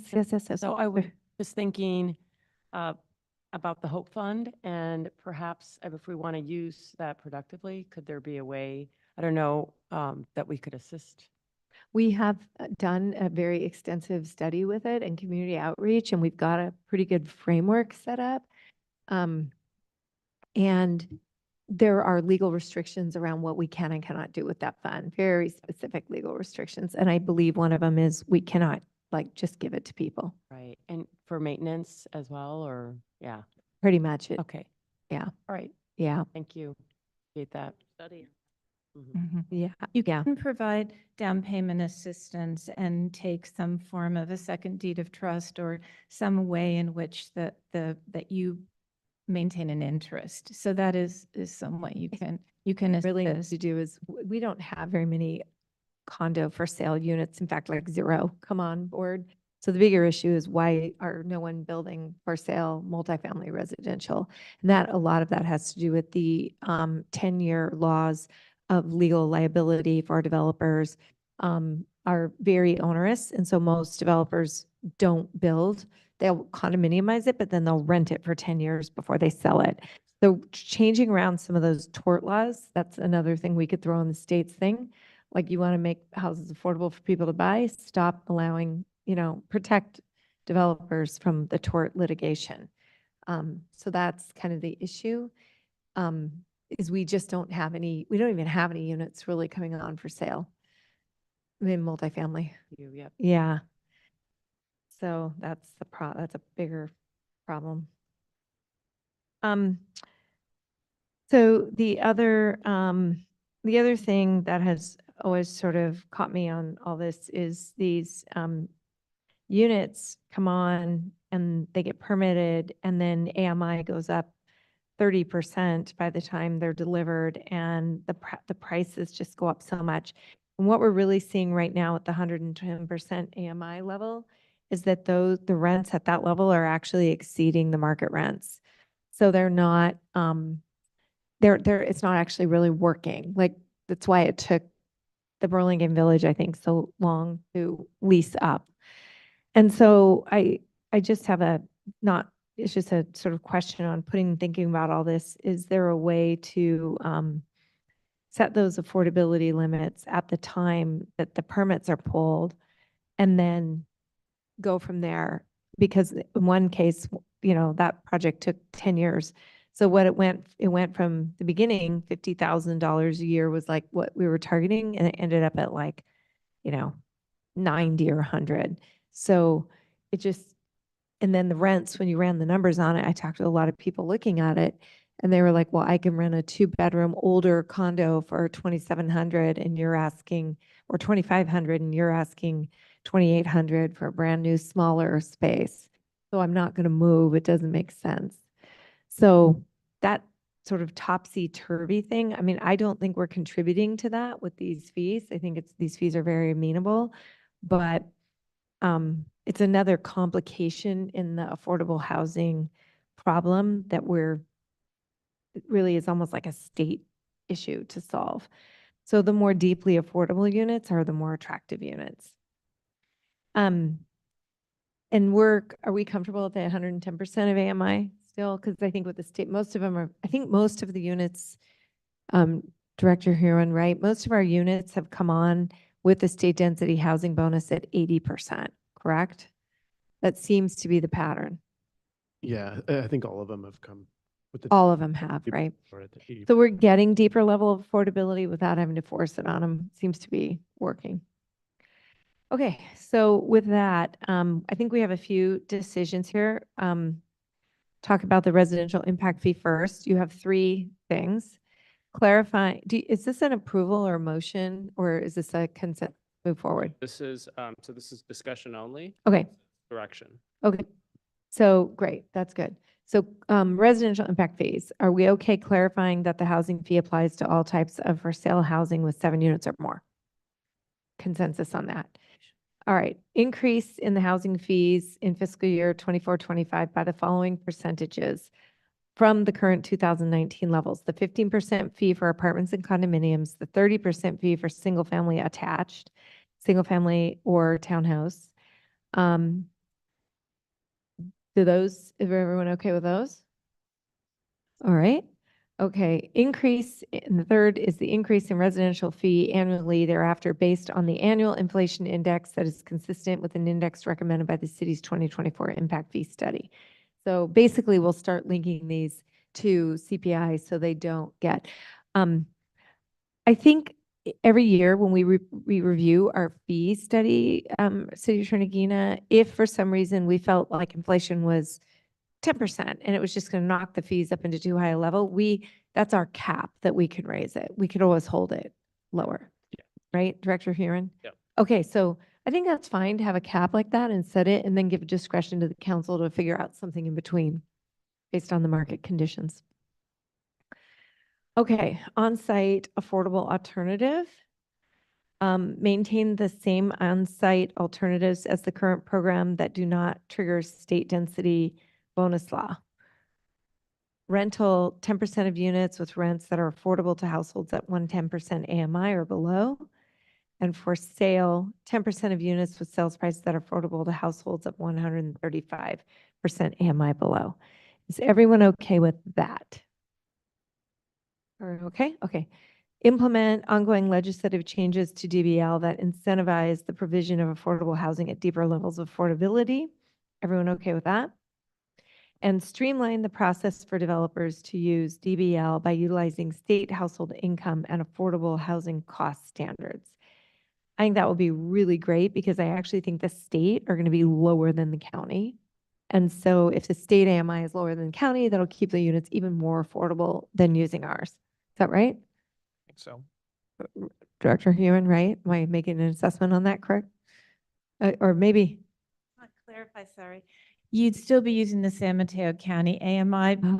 State refers to the county AMI. Okay, so the But state, state standard of the 30%. dude, I was hoping we were going to get to use the state average.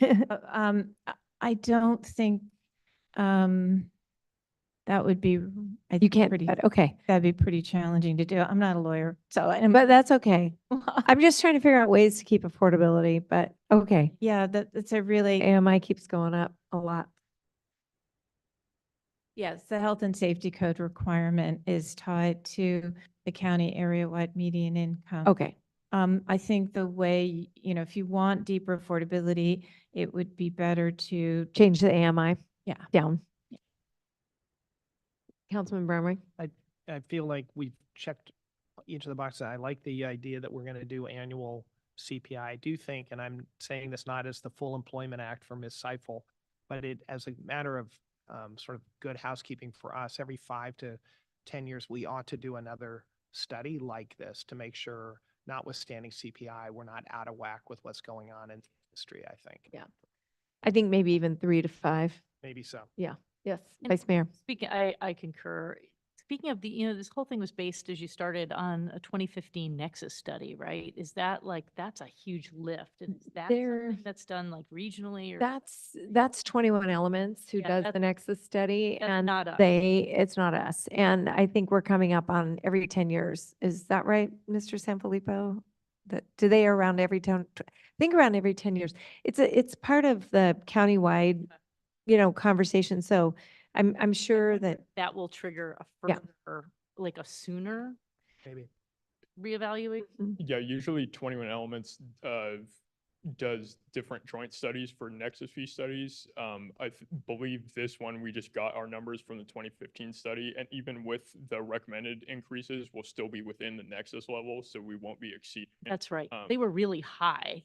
So I remember. Other than maybe a few years after the CPI escalator, we might get close to the Nexus study or maximum allowable amount in the Nexus study, but we have a few years to think about it, and we can certainly keep in mind dating it on a more aggressive scale on our end.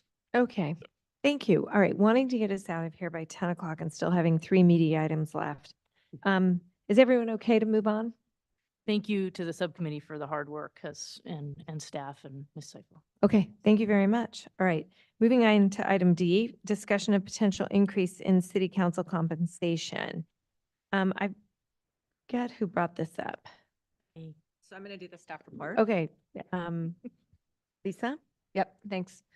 Thank you, Mayor Colson, members of the council. We're here tonight to discuss city council compensation and whether you wish to direct staff to prepare an ordinance increasing council pay. So this did come up as a result of a future agenda item back on May 20th. And Vice Mayor Beach had requested it and the council concurred. So we're here before you to chat about it. This last came up in October 2015, so just before 2 of you were elected to the council and 2 of you were just not even thinking about council back then. So it's been a while. Only Councilmember Brownrigg is still here from that last discussion.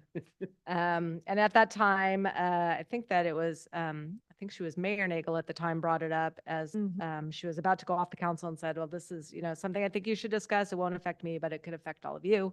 So she brought it up. The council decided to table it at that time. Just as a refresher, you all make a whopping salary of $590 per month for all this time that you dedicate to the city. And that is the same amount that it's been since 1999. So there's no such thing as CPI in the land of former council salaries. You do get benefits if you choose to receive them, and they are listed in attached documents. So you're eligible for health insurance, and that is actually quite a nice benefit for those who take advantage of it. You get various other things all listed. If you stay long enough, your whopping $598 salary goes towards PERS. So that 2.5% of $590 is contributing a lot to your pension. So the method for establishing council pay is set forth in the California Government Code. So we don't have free will to just do whatever we want. It is governed by state law. Last year, the governor signed a bill that the legislature put forward, SB 329. It allowed cities an opportunity to do a one-time reset of council salaries because they had really lagged inflation and just, lots of cities were in the same boat as us where they hadn't raised salaries in 10, 15, 20, et cetera, years. So, and the impetus behind this bill, SB 329, was to show that the work done by local government officials, the need to ensure that people are not discouraged from seeking city office due to the low pay and high demands. Like, let's try to deal with that problem. It doesn't get salaries up to, a living wage because there's still tiers of what salaries can be based on population size, but it does provide for a little bit of a bump. So, council may by ordinance increase council member salaries up to $950 per month. So anywhere from $590 where we are up to $950, and that's the level based on our population size. If we were to grow above 35,000, you could have a whopping $1,275 per month. But right now we're limited to $950 or anything below that, $590 up to $950. And then crucially, salary increases take effect only when a member of the council commences a new term.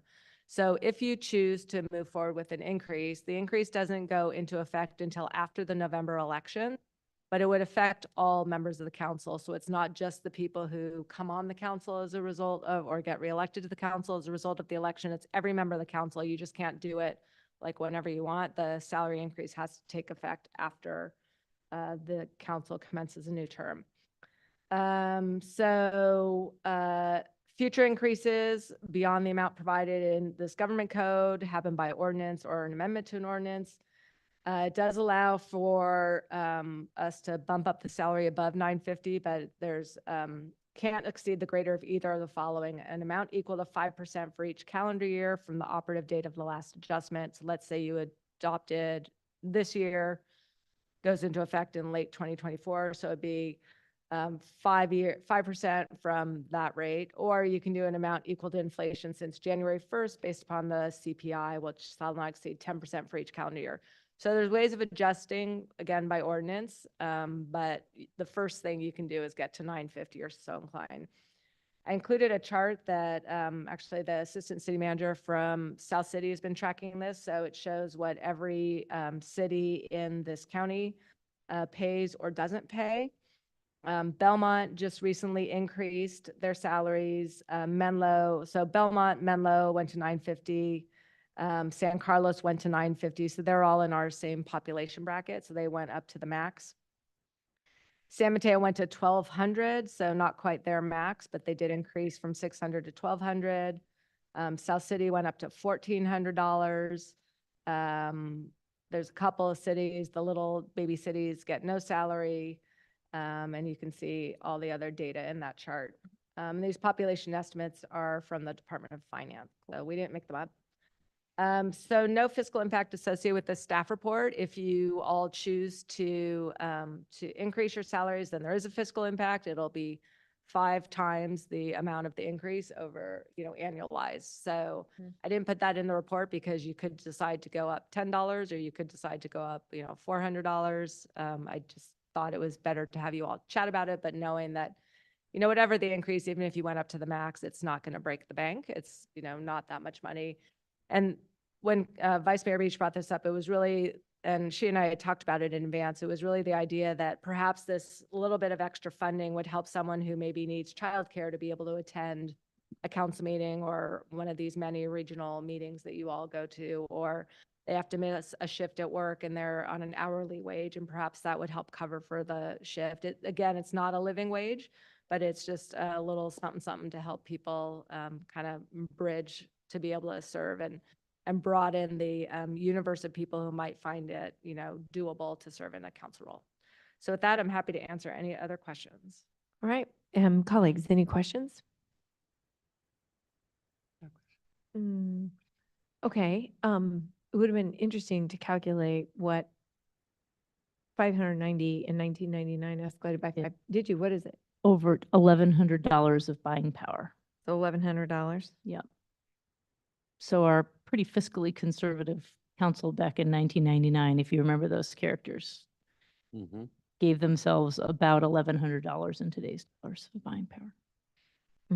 Yeah, and they also had lifetime medical. Right. The medical benefit has changed. The medical benefit For no longer and for us. Yep. Yeah, for everyone. Okay. It was for the calculators. Then I think what I'd like to do is open this up to members of the public to see if any members of the public have any comments. Do we get anything, Megan? All right. No emails. No. Any members of the public? Please, if you have a comment, you need to get up and make a comment. You can't just give me a sign from the from the day.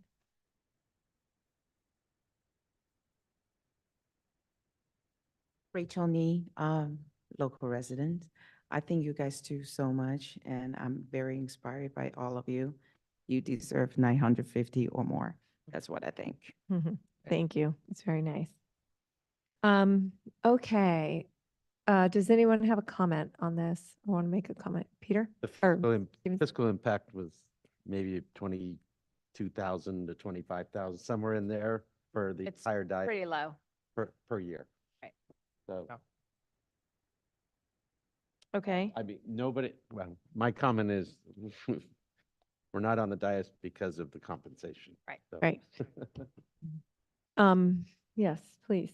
No, I appreciate colleagues listening, considering talking about this. Is difficult conversations to be sitting here. So I'm happy to have at least led the effort to say, let's talk about this, because it certainly doesn't impact me. But I do think the buying power argument 25 years ago is compelling. I think it's fair for the complexity and the time demand. I would imagine there could be a scenario if somebody didn't want the increase, they could decline it. You don't have to take it, but I think for people, when I started 10 years ago, I had to get a lot of childcare for my kids. My husband was traveling to Houston all the time. A night like tonight, leaving home at 5 o'clock for a study session, getting here and then leaving at 10, that's $100 of childcare in today's dollars for a cheap babysitter. And that happens multiple times a month. So it's real. And I think it does provide an opportunity for people. It's not a full-time job, but it could be a job that could be compelling as a reasonable part-time job for people, plus some other benefits. And certainly the momentum of what other cities are doing, we would not be leading the charge on this, and the state law at least honors the work that's happening. So I fully support it, and I think it's the right thing to do. Thank you for considering it. Councilman Brownrigg? I basically agree with Vice Mayor Beach. I think the politically sort of virtue signaling thing to do is say, oh no, and probably for nobody up on this stage is that extra $450 a month going to really move a needle. I mean, you're still going to be able to go to Starbucks whether or not you get that. But so the easy thing is just to say, as we did, 10 years ago, is say, oh, forget it, But I think for me, as I reflected on it, because that is the simple and virtue signaling thing to do, it's kind of a mark of respect to keep people paid as what they were paid 25 years ago. And I think that's where I come down. I do think it'll make a difference for some people. I know my costs are higher being on council than when I'm not.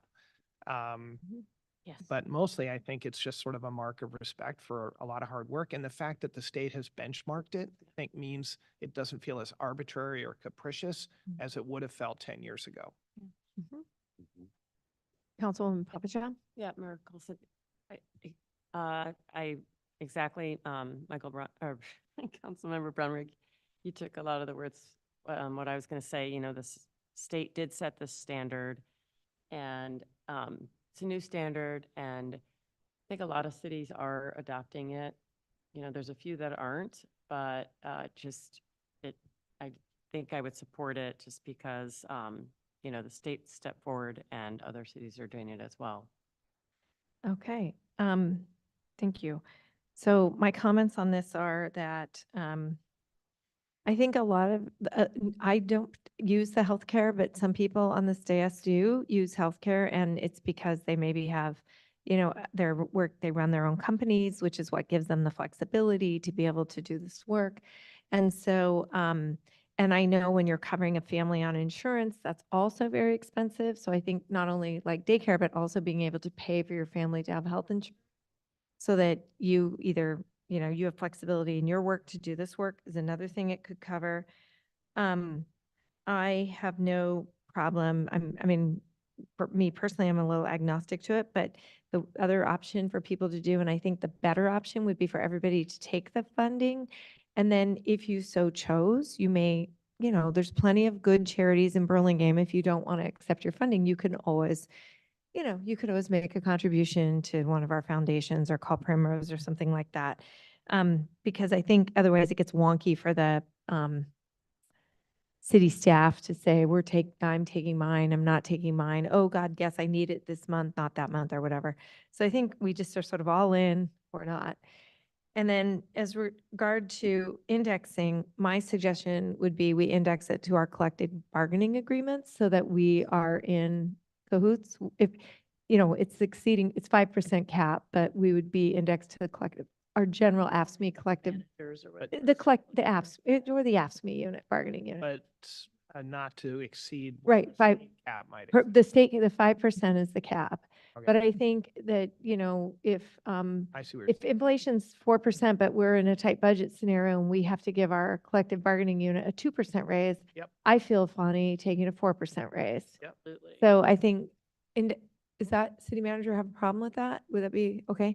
Does everyone understand what I'm saying there? Can you repeat that, please? So basically, we'll index it, but rather than indexing to inflation or saying we're going to take a straight 5%, our AFSCME unit, which is the vast majority of our employees, has a collective bargaining agreement that sets the, the standard annual rate. So we would comply with that. So if our collective bargaining unit were to get 2% that year, we would take 2 as well. I think it's the tradition that the city manager has generally imposed upon herself and our senior management team. It seems fair to me. And if we are out of contract, we take no raise because we are also out of contract. And it would incentivize us to, help get that. I think it's just fair. Yeah. And then it also avoids us having to have this conversation because we fall 20 years behind. So I Right. think it's a brilliant solution. Thank you, Madam Mayor. Yeah. Yep. And it's the right thing to lead from the front. Yep, 100%.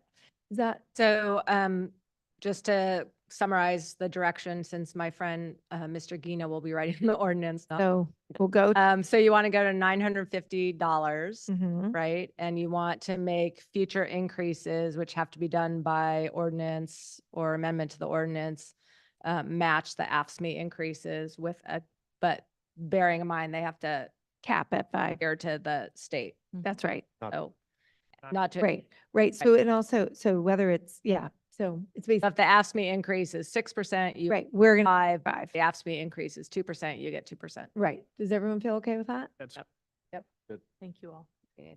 Okay, do you need a motion? I think we just have direction and And then we'll bring back an ordinance back to you at some point, in the fall. Sorry? Would go into effect. Goes into effect after the election. Right. So I don't know. We'd probably make it effective January 1st, just for ease of administration. That would be fine. All right. Our next item is filling an impending council vacancy. That's filling. again. Oh, did I? Right? I don't think you have to step down. I think you just don't get to participate. Okay. I didn't know if you. That's what we did for Ricardo. He's out there. So this could be a very short discussion because it's pretty similar to one we had just a few months ago. So our beloved vice mayor is resigning from the council effective July 14th. And so her term of office expires in November 2024. So we just have a very short gap to fill. So we went through this before about how the state government code section governs council vacancies. We do not have the leeway to just leave this vacant until the end of the term. We have to fill it within 60 days. So that's why we rushed to get this item on the agenda as opposed to waiting till August when things would get a little tough for us or having to call a special meeting. And so you would be appointing somebody just for the remainder of this term. So they'd serve until the second meeting in December. And then at the second meeting in December, that's when we do the changeover and, swear in the new people and say goodbye to anyone who's leaving and all that other stuff. We have some procedures about appointments to to vacancies in the office of council member. So procedures were amended. So basically people have to apply, you have to interview them. Once upon a time, you did a voice vote for how you appointed. In 2014, we modified that to say you do it on paper, a secret ballot, although then it gets read out, so it's not that secret. But this way, everyone turns them in at the same time as opposed to hearing what someone says and then changing their vote. And that conforms with the way you do board and commission appointments.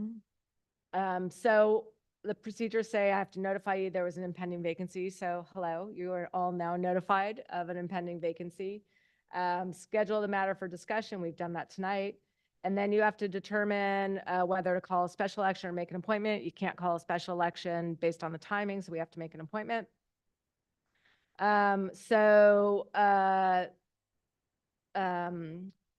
Let's see, you are both in, Mayor Coulson and Vice Mayor Beach are in at-large seats. So those at-large seats expire anyways, but this appointment will be for an at-large seat, not a District 2 seat, because District 2 doesn't exist yet.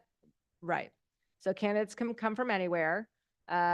So moving on, I think we should do a similar thing to what we did when Mr. Ortiz left the council, and that would be to call for applications, and we can do the same kind of publication that we did the last time around on social media.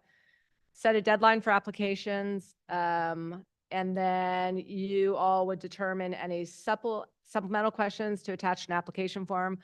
I would suggest in the interest of expediency, we just repurpose the application from Ricardo's departure. That is included in here for you, and we would just take off, District 1, and we would change the date, and I think we're pretty good to go. You would have interviews at a public meeting, and sorry, backing up, candidates would have to fill out a Form 700 and get it to the city clerk with a wet signature, so no emailing in. You'll hold interviews at a public meeting, and then you will vote. And so our suggestion is to do all the publication now of the vacancy, but to wait until candidate filing is completed to then allow people to turn in their applications so they can fill them all out. But they would turn them in after candidate filing just to try to like keep these two processes separate.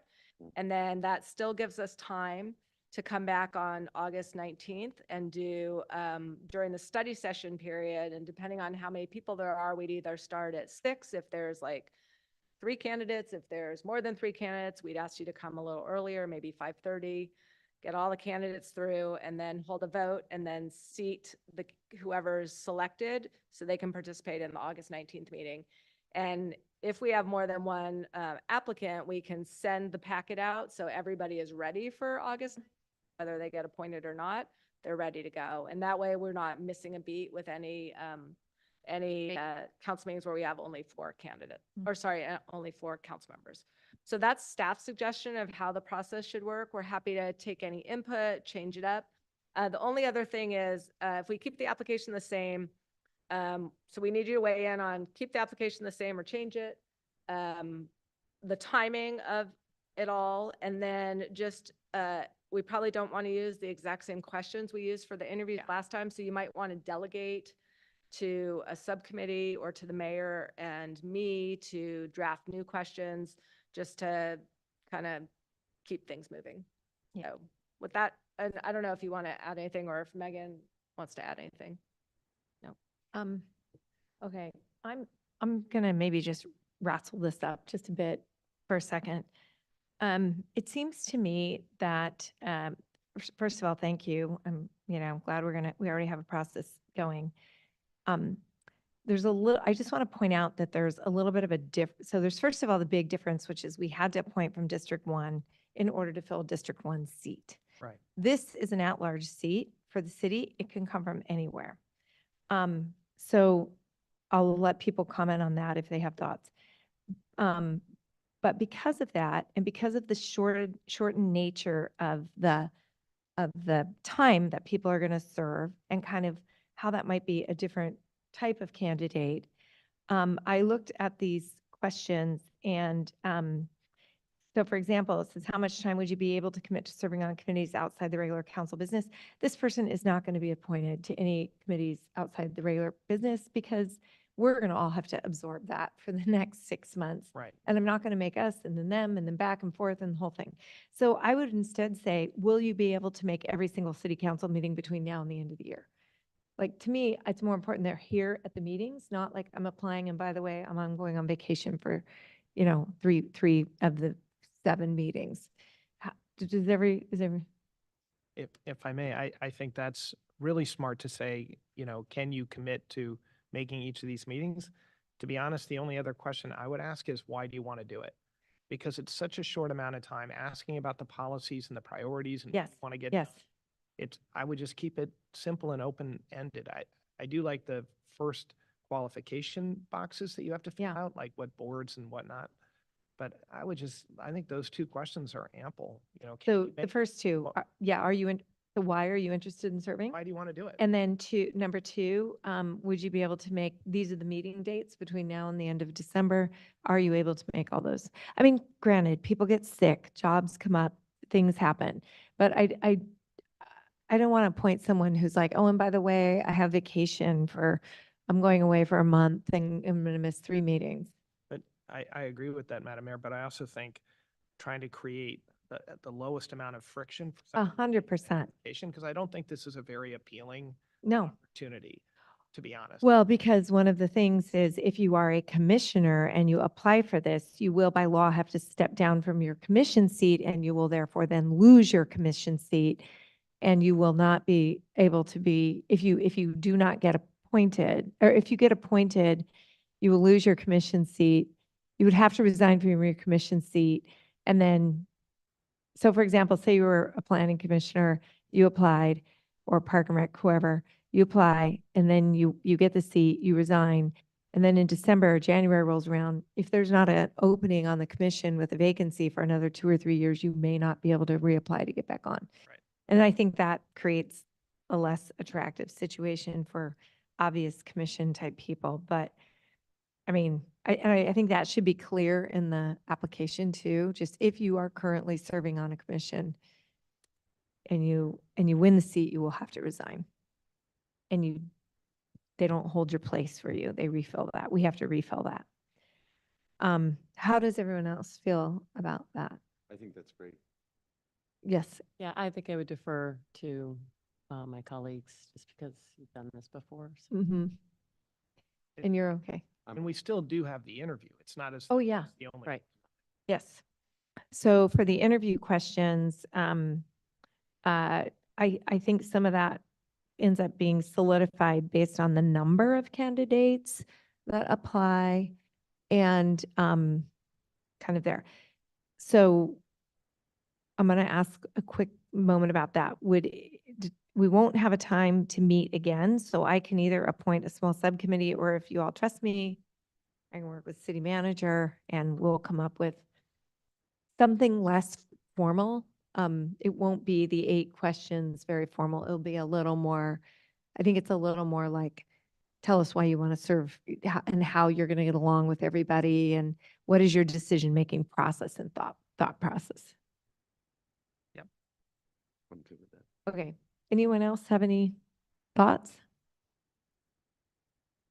Councilman Brownrigg. I guess the only comment I would make, Madam Mayor, when we went through this, whenever it was with Councilmember Root, there was, and we talked about this in advance of Councilmember Ortiz's resignation too, that the council back then made it quite clear that they did not want to appoint somebody who might be running for the seat. And that was because the council back then did not want to put their finger on the scale of the electorate. And with Councilmember Ortiz, we didn't have that waiting, I think in part because who knew what was going to happen. And we had to pick somebody from District 1. We were confined to District 1. So as I reflect on this, I find myself back in the older mode of not myself particularly wanting to put my finger on the scale. So I keep an open mind.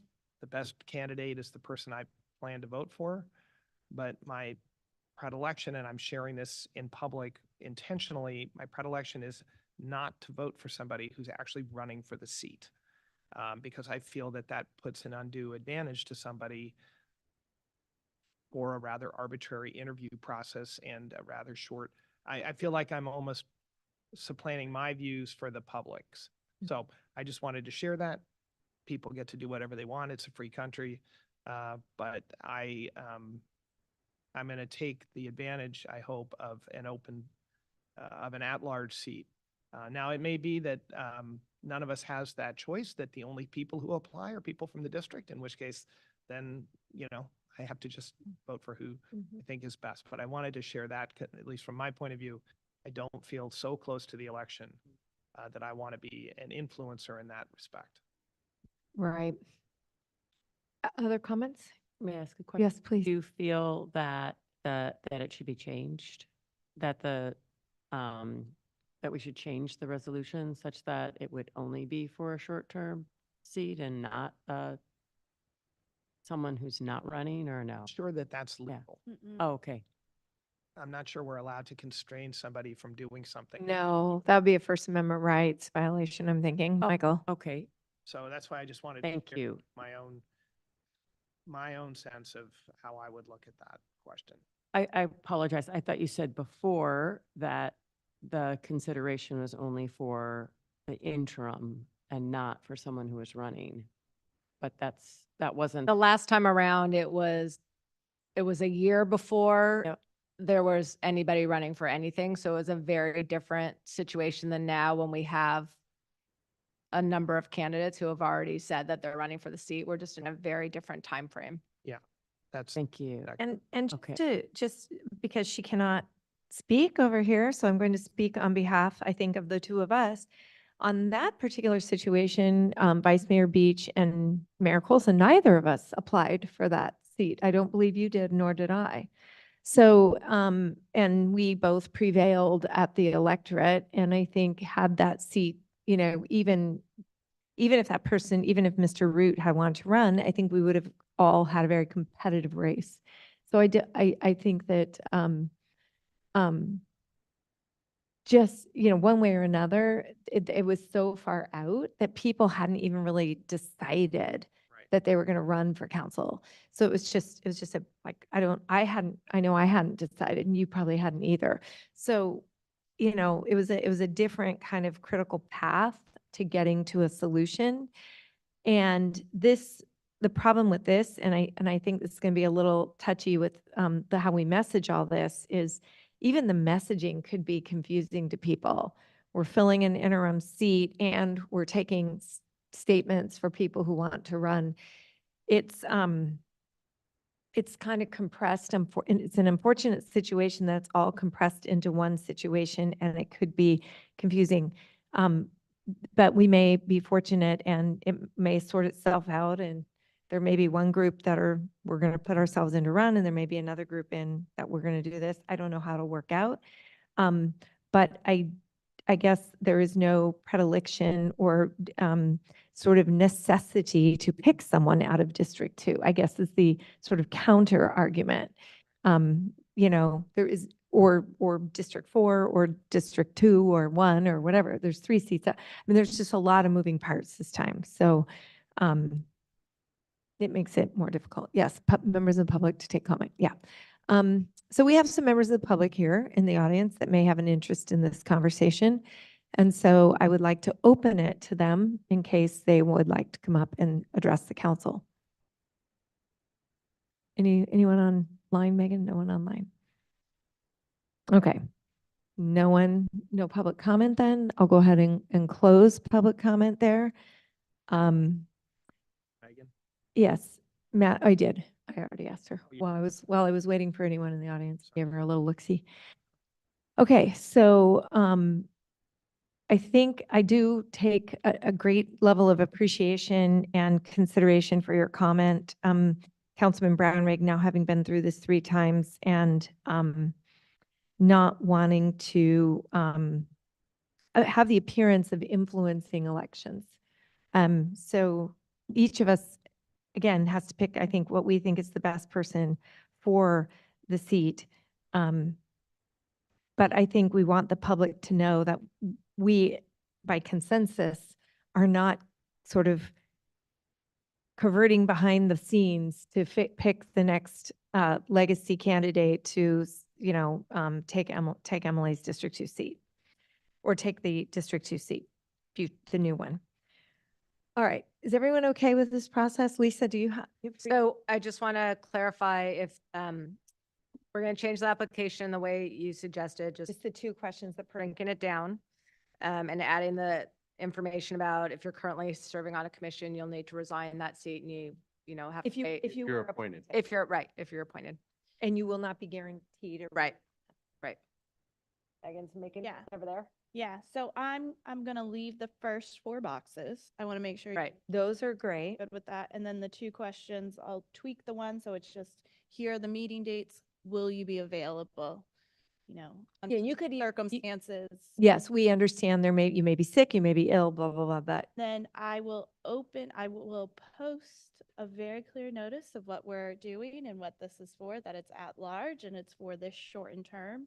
And the application period for when you can turn it in will start at the end of candidate filing, which is August 9th. so we can open it that day. But we'll close it on Thursday, packet day at 5 p.m. so that I could do a special notice the next day for the meeting that's at 5:30 on the Monday. May I ask, would it be more transparent to the public to actually have people submit? I think you could say we'll take statements on the 9th, but it's such an abbreviated sub-question. Like, could we not say, here, members of the public, is what the questions are going to be, what it's going to look like? Post that all ahead. All ahead. If people are given that well in advance, and it's such a short thing, if we open it on the 9th, I would be okay to close it maybe on Tuesday or Wednesday in order to give you time. The Thursday is fine because we can do the special meeting notice, and it just Okay. It's any last minute concerns from people, but what I will do to assist people, while the Form 700 has to be handed in to me in person, because I need that wet signature, if you want to send your application in starting at that 5 p.m. deadline, because it is a Friday, you can do that portion. Okay, so you'll open it on the 9th, and if you want to turn your application in on that day by 5 p.m., you may do that as Yeah, well. starting at 5 p.m. And then we'll conclude on Thursday at 5 p.m. 5 p.m. And then we will get the dockets and the packets on Friday, and we will interview on Monday. And you'll leave discretion to me and to Lisa to figure out how to sort of shorten that. If we have 40 applicants, that's one situation. If we have 1 or 2, that's a different situation. You guys okay with that? We'll make that work. What is, The only other thing is, are you and I on question duty, or do you want to do a subcommittee? how do you all feel about it? I think we kind of said what the question should be, like basically tell us in person why you want to do this job. I mean, I don't think there's gonna be a lot of technical questions on this. Not context. Okay. And I think the other issue will be, we could see like, how much do you look like Emily Beach, Sing. Are you a singer? Just kidding. But I think just kind of focusing that, and then, we'll have a sense, I'm sure, Megan, if people are like, really encourage people to please turn in your applications as soon as possible. Only because then it can help us if we have 40 applications, and even if we give everybody 10 minutes, we would have to be here at 2 p.m. to do interviews to seat someone on the 19th. That's my only really big concern. Is everybody? I encourage, I mean, I think we're lucky if we get 3 or 4 people. Okay. So, Well, great. yeah. Let's hopefully we'll get a few. But we'll kind of keep your afternoon-ish available, say sort of 2 o'clock or 3 o'clock on. Say it's going to start at 5 and push it back if there's not that many candidates. Yeah, 5 o'clock is 2 hours. The public announcement, all that, at least from our calendar. Yeah. Yeah. Put your own calendars, mark it out. All right. You're all big people, coordinate your calendars properly. All right. So if that's okay, I think we're in really good shape to finish that off. And the vice mayor did not kick me under the table. So we're in good shape. All right. Last item is a very important item for the evening. It's the adoption of a resolution authorizing the First Amendment of the city attorney's employment agreement. I'm just let me look at this really quick here.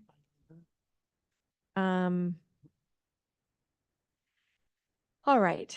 Maria, you are on. Please lead us in this final item. Okay, so this item you have before you is a request to approve a resolution authorizing the mayor to execute a First Amendment to the agreement between the city of Burlingame and Michael Guina for employment as city attorney of the city of Burlingame. As you know, City Attorney Guina began his service with the city of Burlingame on May 17th, 2021. On May 22nd of this year, the city council met with the city attorney in closed session to review his performance after his 3rd year as city attorney. After the evaluation and in recognition of Mr. Guina's positive performance evaluation, the city council discussed a proposal to provide the city attorney with an 8% equity adjustment to his base salary. In order to move forward with this, paragraph 5, monthly compensation of the existing employment agreement must be amended so that the increase in his monthly salary will go to $22,809.73 per month, which will be effective on May 17th, 2024. The proposed increase for the city attorney also requires that the city council authorize a new salary schedule. The recommended new salary schedule will also contain the previously approved increases for various employee groups that will be effective on July 1st, 2024, per the respective memorandum of understanding. With that, then it concludes my report. Okay, great. For any questions? I'm going to open it up to colleagues really quick if anyone has questions. I know we were all very part of this comprehensive process. And I'm going to quickly open it to members of the public. If anyone has a No. public comment, nothing, no one, okay, no public comments, we'll close public comment. And then just kind of to wrap it up, I'll say that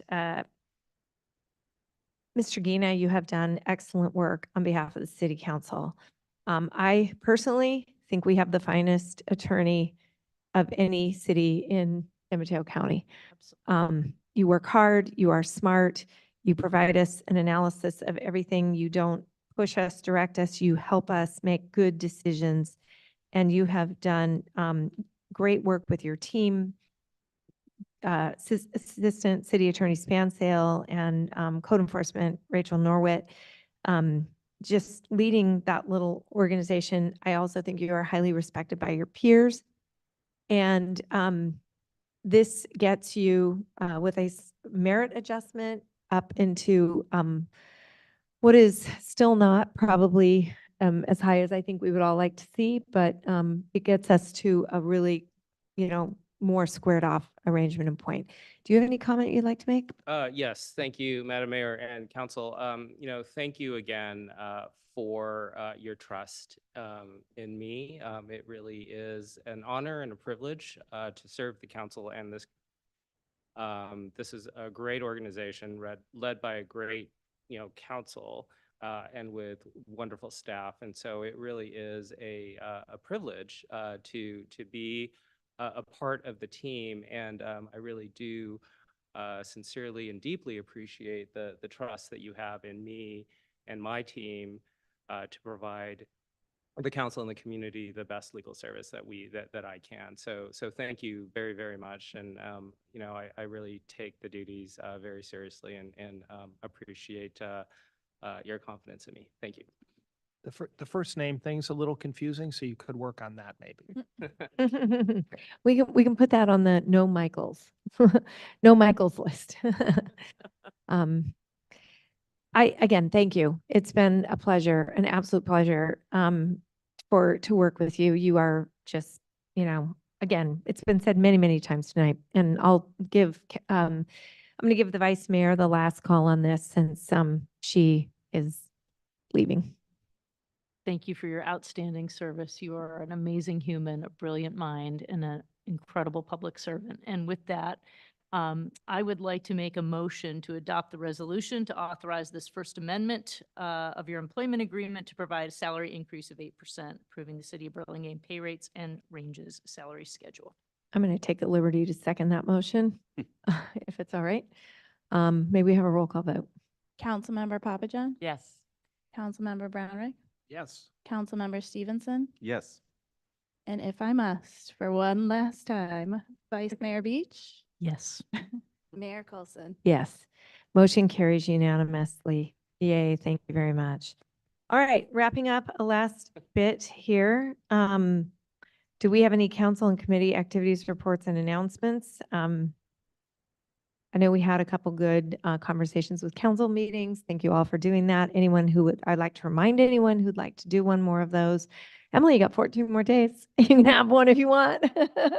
Be happy to schedule it for you. If anyone wants to do something, please let me know. I'll help you coordinate it. And we can do it at the farmer's market. We can do it at City Hall, the library, or the community center have all been great places, or we can even set it up at coffee somewhere. Do we have any future agenda items? Emily? No. No fair.